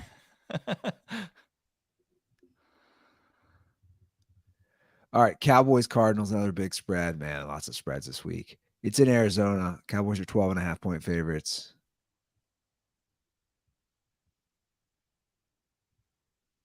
Am I first? Yeah. I'll take the Cowboys. I think this Cowboys team, a nice little, I mean, no doubt about it, a nice statement win in week 1 against the Giants. Division game on the road, open the season. Mollywopped us. Get a Jets team coming off a fucking Aaron Rodgers injury. Get a Cardinals team that may or may not literally be tanking. Like as a Giants fan that loved what Daniel Jones did in the second half, I am aware that it might have been because they tanked the second half. I think this is lining up so perfectly for a Dallas big win and just the entire world to start nutting all over the Cowboys. And I cannot wait to bet against them against the first halfway decent team they play. Yeah, I think the Niners. I think the Cowboys blow them out. Yeah. Especially with that defense. They're not giving up points. All right, Steelers, Raiders, Sunday Night Football. The Raiders. 2.5-point Raiders favorites. Dude, the Steelers offense is bad. It's looking bad. I'm going with the Raiders are at home. I think they win and cover. Money line pick of the week. I take the Steelers to go into Vegas. Wow. And win the football game. Interesting. Absolutely no rhyme or reason for me being a Pickett believer at this point, but I am. I wouldn't be shocked if they won. The Steelers could be. Listen, they looked horrible week 1. They had 2 touchdowns on the defense last game. Like 2 touchdowns. Yeah, they were horrible week 1. They barely got out of that game last week. They could easily be 0-2. They could easily be 0-3. They could also easily be, like 2-1 after they beat the Raiders. Like, I don't think the Steelers are that good, but I don't think the Raiders are good at all. Okay. We'll see. That's not the Monday night game, though. No, that's Sunday. You have 2 Monday nights. You have Eagles, Jesus Bucks. Christ. Right. 5-point Eagles favorites. It's in Tampa. On Monday.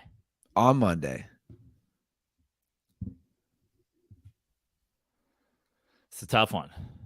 I know who I'm going to pick. It feels like Baker Mayfield turns back into a pumpkin. I'm going to take the Eagles to cover. All right. I'm going to take the Bucks. Wow. And you were set on that.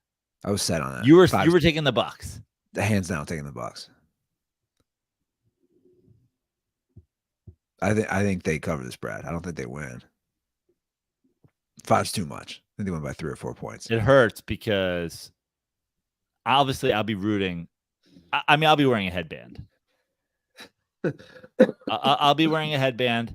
I will ensure something in my life was progressive that day. I will plant a flag in the middle of West Hollywood. Like, I'm a full-on, like, I might buy a Bucks jersey.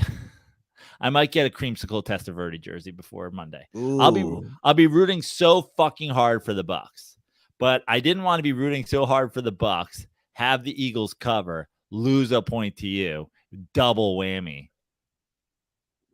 Well, I also think the Eagles are going to win and cover.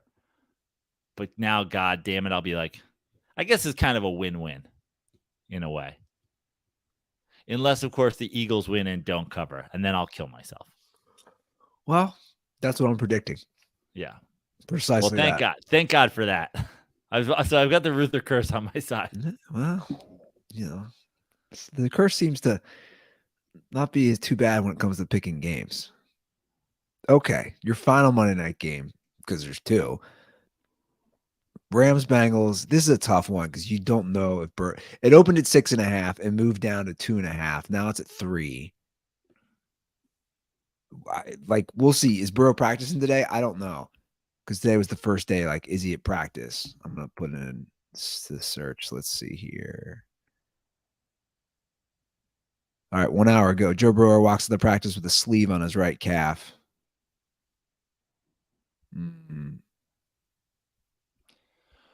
Andy, our boy Stolzy messaged me. We got to talk about it. If the Bengals go 0-3, what's your move with Joe Burrow? Sit him for the rest of the year. Can you sign the guy to all that money and then actively sit him? I don't know. So after the Rams, this is their schedule. These are all winnable games, man. At Tennessee, at Arizona, Seattle at home, then they get a bye. What sucks is they don't have a good backup. This is where my old friend Andy Dalton, if they had Andy Dalton. Meanwhile, you were like, I will never root for them again while Andy Dalton's here. Now you want Andy Dalton back on the team. Was a backup. But as the starter, really? No, all I'm saying, okay, let's hypothetically throw this out there. They're home against the Rams. They're at Tennessee. They're at Arizona, home against Seattle. I think Andy Dalton could go 2-2 in those games. Do you? Yeah, sure. So then they're 2-4, and then they have a bye. And if Burrow's healthy, my point is, if the Bengals are 2-4, I think they could make the playoffs with a healthy Burrow coming back.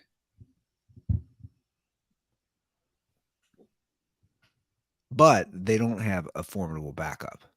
But it goes back to the question: if they lose, you sit Burrow till what, the bye week, and see where you're at. Yeah, but if you sit Burrow to the bye week, do you see where you're at? You might be punting on the season. True. You figure this is the last year that they're going to have that receiver trio. What I also said was, dude, you're the Bengals. Can you actively tank and not think it just like, well, that's it. That was a fun little run. Now we're just going to go 3-13 for a bunch of years again. Like, there's absolutely no sign that this team has any build to not just be same old Bengals. Your window is now. I think. Like, what do you do? I just think well, here's what you do. You win this game. I'll take the Bengals to cover. Does it matter if Burrow's playing? Oh, well, yeah, it matters if Burrow's playing. He's playing, right? I mean, right now he's playing.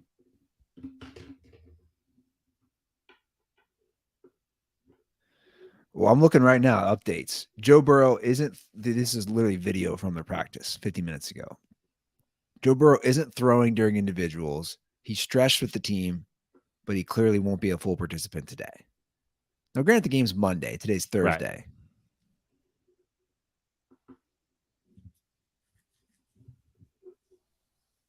You taking the Rams to cover? I am. I think the Rams win. Wow.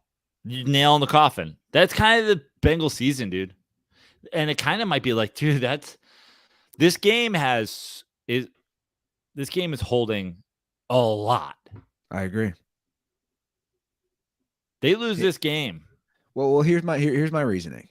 You could literally be in a conversation of are we sitting Joe Burrow the rest of the year, his first season after signing the biggest contract ever, and tanking? Why not? Here's Right? my thing. Here's my thing. They aren't, as long as they have Burrow, if he's healthy. There's obviously that's a big if for any star quarterback. They're not going to have those 3-13 seasons. I think he's that good. So I know Bengals fans would hate to hear that, but we agree. You go 0-3, you're done. You're done. Dude, here's my thing. I don't know this injury. I've read probably too much on it. It's one of those, do you want to just keep a lingering injury off and on for 17 games? Like, do you want to do that to your quarterback either? No. You probably don't want to do that either, right? I mean, let's not forget, guys. I mean, listen, I was calling for him to try to demand a trade to New Orleans in the offseason. So, like, I don't give a fuck about Bengals fans. Sorry, Justin. I just think this is the kind of shit that happens to you. Everybody going around talking about Lamar Jackson's injury prone, blah, blah. Now we got Joe Burrow missed a full fucking season. Well, he missed 6 games. No, I agree. I'm glad you brought it up because it is true. Like, now you've got a second injury. And let's not forget, guys, he injured this around the end of July. It's not like he didn't take time off, man. Took a lot of time off. Here's the reason I'm picking the Rams. The Bengals have shown me nothing in 2 games. And the Rams have shown you a lot. Yes. And I think their coach is a million times better. I think, again, we all know how critical I've been of Zach Taylor. I think at this point, I'm willing to admit the players really like Zach Taylor. Well, that's fuck. The players like Mike McCarthy, too. Who gives a fuck? But I don't think he's a good play caller. And I stand by that. Keep Zach Taylor the head coach, bring in a play caller. Cool. I'm fine with that. Look, there's a lot of pressure. This is an all-white game. They're in the white jerseys. They're doing the Ring of Honor. Boomer and Ocho Cinco are being inducted. Like, it's a big game for the city. But you lose this. I agree. Because those next few games, like I said, they're all winnable games. Are you seeing the Monday Night Football curse talk? I saw that. This goes back to like Damar Hamlin, Kyler Murray. I didn't see that. Rodgers. I saw the last 3 games were Damar Hamlin, Aaron Rodgers, and Nick Chubb. The last 3 Monday Night Football. Was Damar Hamlin, was that week 18 of last year? It was the last Monday Night Football game of the season? It was. I think it was, because I don't think they do. It was week 17, because I don't think they do a week 8. They don't do a week 18 game. So it was the last Monday Night Football game of the season. And I've seen that. I've seen some Bengals fans say that. Don't play Burrow. But I'll say this. If you play Jake Browning, you don't have a shot. I don't think. I think you have a 10% chance of winning that game if you play Jake Browning. So you're taking the Bengals. I'm taking the Rams.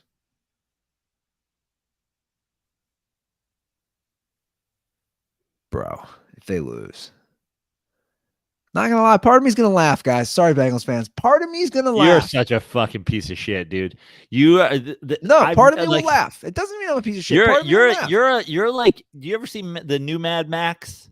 You know, the guys fucking, they're on like the big plastic poles, like on and off the trucks. They're jumping on trucks. They're jumping on trucks. There's never been a guy who's fucking like you're riding behind the bandwagon on a fucking flotation device. You're water skiing behind the bandwagon. You're ready to let go at any time you want. I'm not. It's not bad. Guy we come to Cincinnati last year. He's got a Bengals snow hat.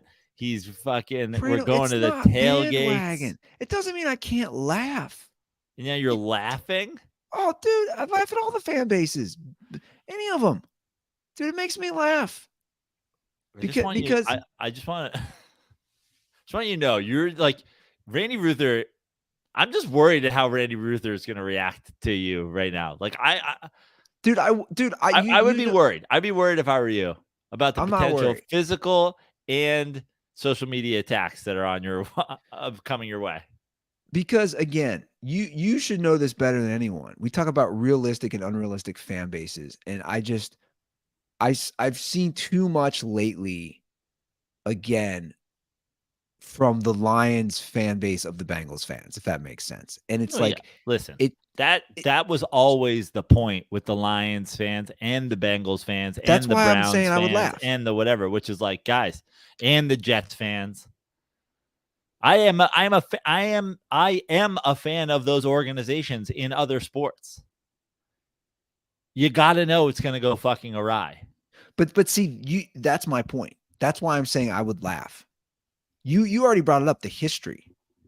And I don't think the history would be there. I double back to what I said about Joe Burrow. I don't think the history would be there because I think Burrow is that good. But that's my point. The history. This isn't the Steelers, man. This isn't the Niners. This isn't Baltimore. We're like, yeah, they might have a down year or two. But like consistently, I'm like, they're going to be competitive. Giants, who are, the only team to win in a Super Bowl in each of the last 4 decades. Okay. Or your Giants. Don't forget us, Andy. Throw them in there. That's fine.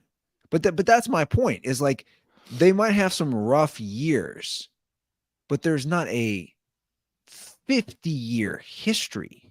That's what people need to realize. We're talking about 30, 40, 50-year histories of some of these franchises. That's why, again, I've seen too much lately from idiot Bengals fans, and I'm just like, guys, don't fool yourself.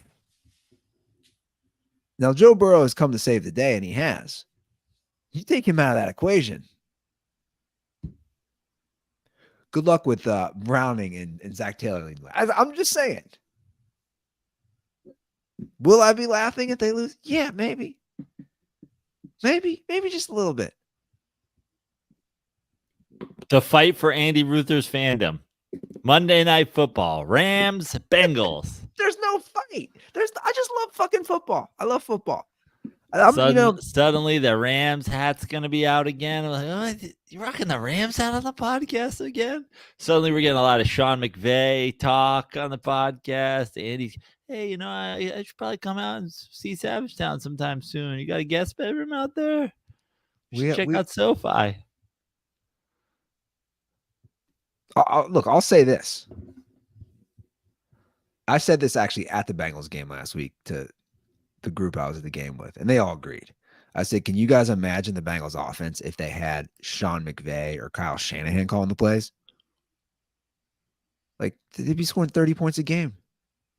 Without a doubt. They wouldn't open games like the Bengals do conservatively and then open it up in the second half and then play great.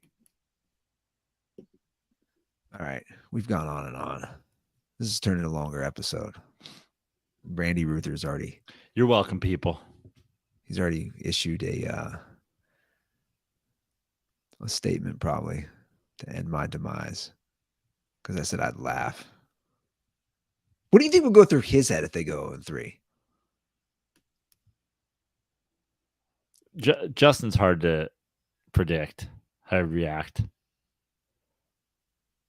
Can we kick the overrated, underrated states question? Can we kick that? Can we punt that? Sure. Because I feel like that's going to be a lengthy discussion. Okay. I mean, do you want to get into it? Do we have calls? That it is a call. That's why I'm saying. Oh, sure. Let's take the call then. Let's just do it. Let's just do one call. Okay. And this is what we prepped a little on. I have prepped, but I'll continue to prep right now. Okay. 310-359-8365. That's our hotlines. We have a call. It's a good one. It's a good overrated, underrated.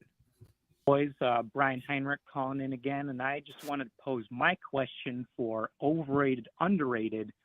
You could do the state edition. Like, what states are overrated or underrated? I feel like my state, Illinois, is properly rated because, yeah, it's a terrible fucking state, but everyone here knows it. There's no one here in Illinois who's like, oh, I love it here. Everyone here hates this state. No one knows how to fucking drive. Our governors always end up in prison. Like the winters, oh my God, the winters make me want to fucking kill myself. Everyone here wants to leave, and the only reason they haven't left, they haven't done it yet, they can't afford to, or like they waited too long and they're trapped by their families or like dying parents or whatever. Like everyone wants to go to Tennessee, Colorado, Cali, like We don't have that weird Ohio pride that you guys over there have. Like, I really don't understand it. Like, we at least have the third biggest city in the nation. Like, what do you guys have over there?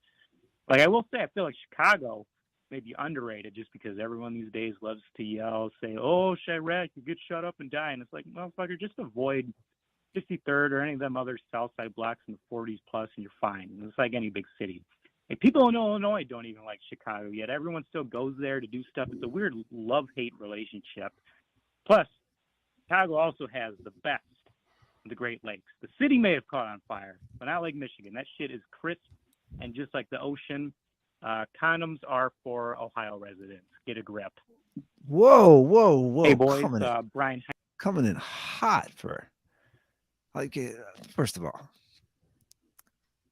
But it's funny he calls in because I used to have debates with a college buddy of mine who was from Illinois.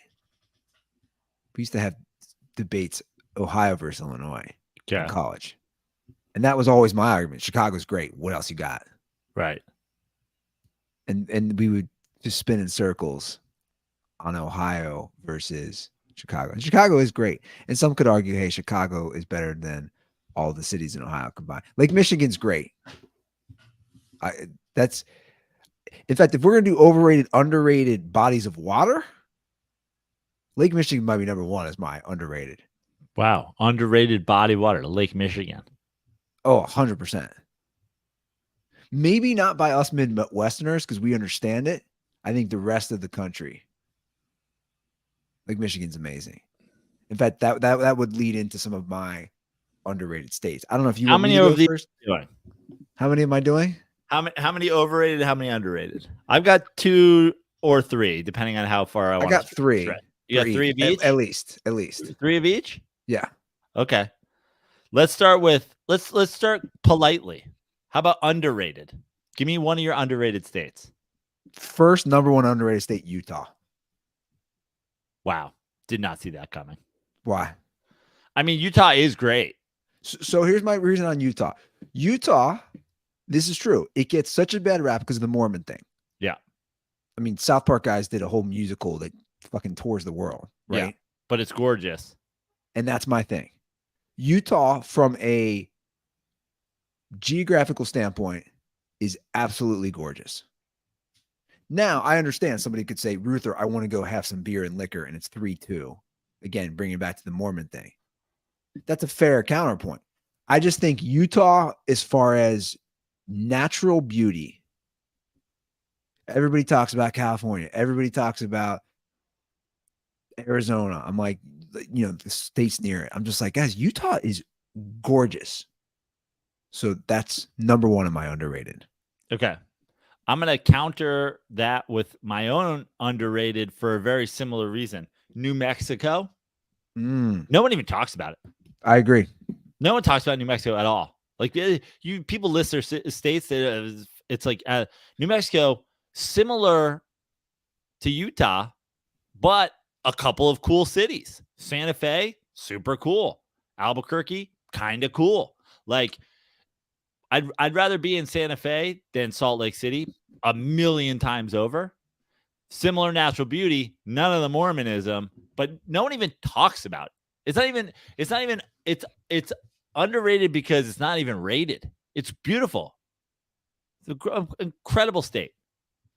So I agree with the natural beauty. I had a huge argument with my buddy about New Mexico, actually, one time. He spent some time in Albuquerque, a fair amount for work. And he's like, oh, it's a shithole and this and that. And I'm like, look, I haven't really spent time there. I've driven through. It's pretty. And we all know, the Breaking Bad thing. But it's a real pretty state. In fact, can I throw in another like honorable mention in what we're talking about is Nevada too. Because everybody's hung up on Las Vegas, but the natural beauty of Nevada is pretty amazing. Tahoe. You got Reno is a fun little city. Carson City, Nevada. Yeah. Nevada didn't make my underrated list, but it's a good honorable mention. Yeah. It's a good honorable mention. Yeah. Okay. Number 2 underrated, again, definitely not underrated here, but I'd probably the rest of the country, Michigan, because of Yeah. Lake Michigan. Guys, there are so many cool, small little towns. It's basically an ocean. Every time I go there, I'm like, this is a fucking ocean. Waves. I mean, I could get to, in 4 hours, I can get to a beach town in Lake Michigan. And it's absolutely gorgeous. Now, does it get cold? Yeah. But so many people vacation to Lake Michigan in my neck of the woods, and I get it. It's amazing. So for that reason, I haven't spent a lot of time in Michigan at all. okay.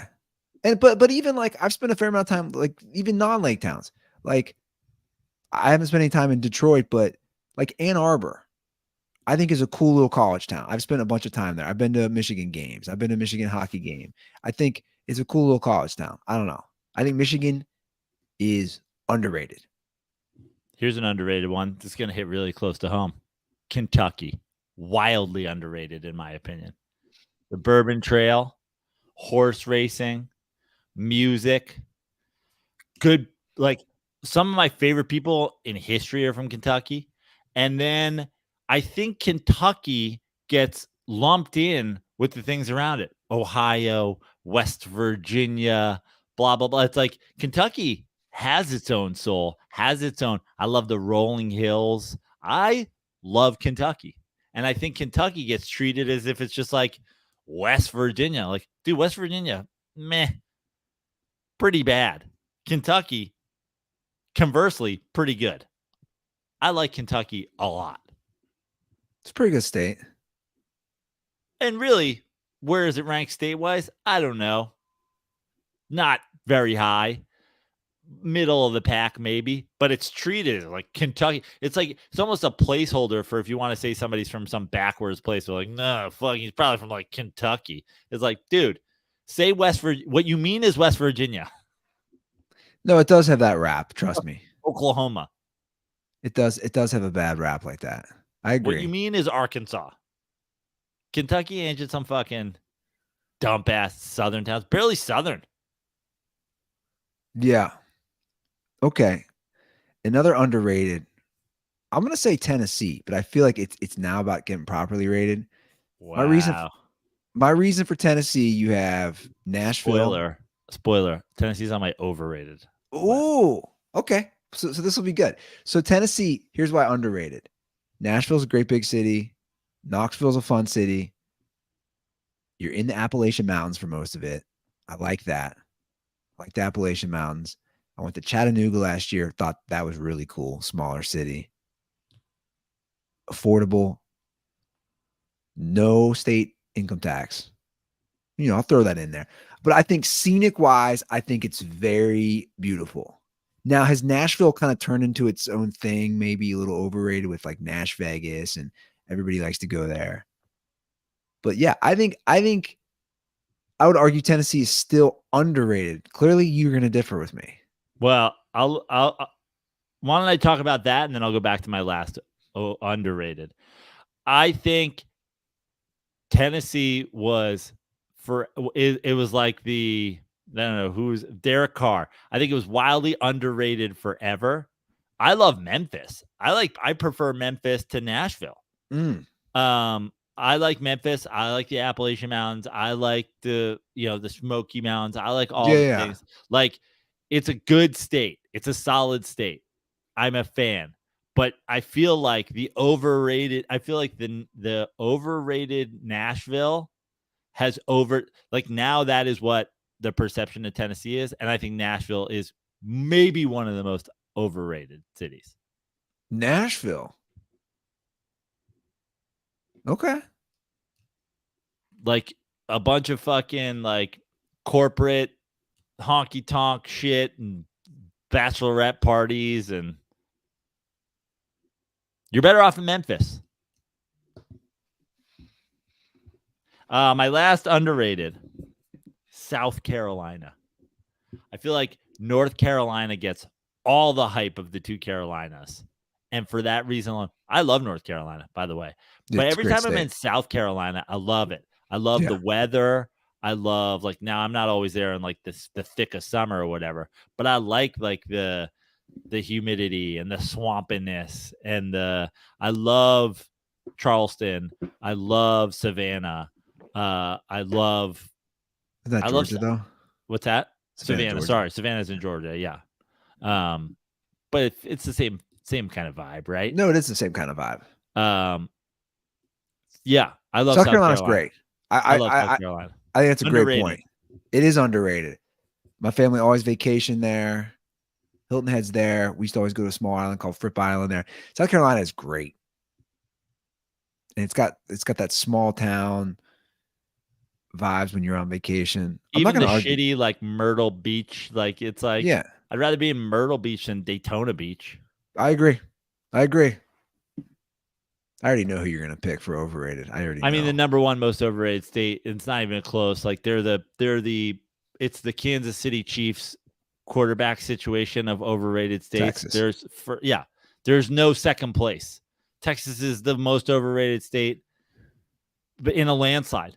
Texas, the reason Texas is overrated is some people will be like, Texas forever. Texas is the best. I'm like, Texas actually straight up sucks. Texas sucks. Okay, so Texas is on my list as overrated too. So here's the deal. I'm not gonna say it straight up sucks. I think one, I've been sick of hearing about it. First of all, Texas is gigantic. It's gigantic. Austin is fun. Parts of Houston are fun. But see, that's what makes it. That's a lot of a fucking. There's a lot of state left that sucks. I think Dallas Fort Worth is. I haven't been impressed every time I've been there. Dallas Fort Worth is an IKEA that ate a Fuddruckers, that ate a Starbucks, that got pissed on. It's the most corporate hellscape I've ever been in my whole life. It's my least favorite city in America. So, all right. So we're in agreement on Texas. And my thing, I didn't have this until I went to college. So a lot of kids in my fraternity are from Texas, right? Dallas, Fort Worth, Houston. And I got sick, dude, nonstop. It's like he's saying. It's like Joe's saying. Texas. I'm like, dude, then why did you come to school in St. Louis? Just fucking go back there. We want to secede. I wish you fucking would. Yeah. You guys don't stop talking about Texas like how it's the end all be all, but yet you came to school in fucking Missouri then. So I think perception wise, yeah, that was the first one that came to mind. It's all like the Texas pride. Is a runaway winner. Texas is a blowout winner in the most overrated states. The amount of people that just like stand Texas. And I'm like, Texas is a bottom 7 state. And again, there are parts like sure, like I've been to South Padre Island. Like you don't think of that, and that's obviously on the ocean. It's a big state. I've driven directly across it, and there's a lot of beauty in the mountains, but there's a lot of absolute fucking shit too. There's a lot of dust bowls, like Midland, Texas. Okay, so it seems like we agree. Number one, Texas. Who else you got on overrated? Just say it. Florida. I knew you were going to say that. Florida. There's a lot of great parts of Florida, but those are just, I mean, they're Hodor in fucking Game of Thrones. The great parts of Florida are just like these little things trying to hold back fucking people from coming through the door. Like you got no chance. You're just going to get overrun. It's like, all right, the Florida Keys are really nice. The little pockets of Miami are really nice. But like overall, it's a shit dump. And then you add in the whole Disney, Orlando, that whole fucking shit dump. Terrible. Northern Florida, terrible. The Panhandle, gross. Like it's trash. Well, there's Florida's a reason. There's the whole thing, Florida man. Yeah. Oh, the people, forget it. That's a judgment aside. I didn't say it. By the way, you notice I didn't say that about any of the places that we fucking talked about. Kentucky, I said a lot of my favorite people, and I'm talking about like some of my favorite musicians and writers and actors and artists and shit like that. But like, I have not judged any of these places on the people that live there. Now, I don't, Florida, I was like on my radar, but the problem is I haven't spent enough time there. Obviously, I've been to Florida a bunch, but like not enough. But like even Miami's one of the most overrated cities. Miami's like they freshly paint it regularly, but it's like a poolside apartment. Like the landlord just painted it over so many times. You're 900 coats of paint, but underneath it, it's kind of a fucking shit dump. Yeah, there's like a strip here and a strip there. By the way, come see me in Comedy Key West first weekend. First weekend of October. What a fucking plug. You just bashed Now, the Key state. West, the Keys are beautiful. I mean, you're basically in the Caribbean at that point, you know? Well, yeah. I mean, look, if we're doing this again, it's perception. I they're not going to like to hear it, but I had to say Ohio is, I'm going to say overrated. I live here. I like it, but it's been overrated by its own people. So this is more specifically to its own people. It's like, guys, it's nice. It's fine. Ohio people would get mad that I rated Michigan so high because there's this weird rivalry, which obviously goes back to just Ohio State, Michigan. But like, that's a mini Texas pride thing that I'm going to say overrated, because I don't know where the deep pride comes from. I don't know either. Like it's weird. It would be weird if people were like Indiana stands, right? Yeah. And there's a lot, dude. We talked about it. Remember when I would take the digs at Ohio every once in a while, like on fucking. Remember the Ohio people getting out of control in my Twitter mentions? Little out of control. Yeah. A little out of control. Psychopaths. And it doesn't mean I've dealt with Swifties, and I'm currently dealing with pro wrestling fans. So, well, it doesn't. Yeah, and it doesn't mean that I don't like living here. Again, right? How many times are we gonna say all it's about perception? It doesn't mean that I don't like living here and I don't like my location, and I actually really like Cincinnati. But like, it's just like, let's take it for what it is, right? And that's the problem with some of these states and some of these people who are so rah. I do my honorable mention, underrated or overrated. Sorry, honorable mention, overrated. Only because, and when I mean Pennsylvania, I have a problem with Eagles fans, but this is separate. Forget Philadelphia. I hate the state of Pennsylvania 50 times more than I hate the city of Philadelphia. As far as the city of Philadelphia, when you take the people out of it, the city of Philadelphia, not bad. The city of Pittsburgh has some nice spots. The rest of Pennsylvania is horrible. Horrible. I fucking hate. Pennsylvania to me is a bottom 3 state. And so it's overrated in that I don't think most people would put it as a bottom 3 state. Yeah, I feel like it does get looked over. People treat it like it's like, oh, Pennsylvania. Oh, the Poconos. Dude, I'd rather kill myself than go to the Poconos. What about New York being overrated? Wildly false. I'm just asking. Well, here's why. What people would tell you, like, because I haven't been to upstate or anything. Right. What people would tell you is that they're like, New York's what just else New York outside? City. Yeah. But that's stupid. You have the East End of Long Island, which is one of the great places in the whole world, in my opinion. The Hamptons, Montauk, all that shit, unbelievable. You just got southern New York that's rural, like where I'm from is like, I mean, you're like horse farms and like blah blah blah, and you're so close to New York City, like beautiful country. Then you have like upper eastern New York, where you get up into like the Adirondacks and you get Lake George and Lake Placid and all that shit up there. Gorgeous. Western New York, it's big and it's not great. It blends pretty quickly into Pennsylvania out in those parts. But you also have the Finger Lakes. Like, New York is a huge state for an a Northeast state. If you look at the size of New York compared to other Northeast states, it's pretty massive. There's a lot of shit in New York, Saratoga, all that shit. Like, there's been times where I'm outside in New York City where I'm like, wow, this is some of my favorite parts of the whole country. I love the Adirondack area, and I love the East End of Long Island. And obviously New York City is 5 different cities in one and pretty incredible. If we could carve out a lot of like mid to Western New York and like let it go to Pennsylvania, New York would be the most underrated state. Yeah. I got you. No, I haven't spent much time up there.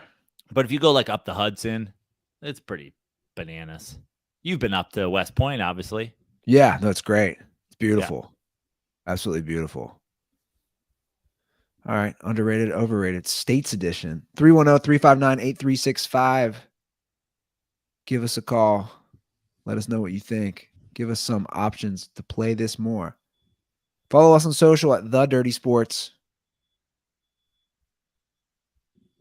Follow me at Joe Prano on all social media. Right now I'm at war with pro. Here's a fun one for you, Andy. I put up a pro wrestling bit thinking like, oh, I'll get wrestling fans in the angry wrestling fans in the mentions, feed the algo. No, backyard wrestlers, angry backyard wrestlers, guys who dress up in yoga pants. And wait, what? Yeah. Like the people in the angry comments are people who do amateur pro wrestling. Like they're putting on yoga pants and face makeup and simulating sex with another man in a church parking lot or whatever.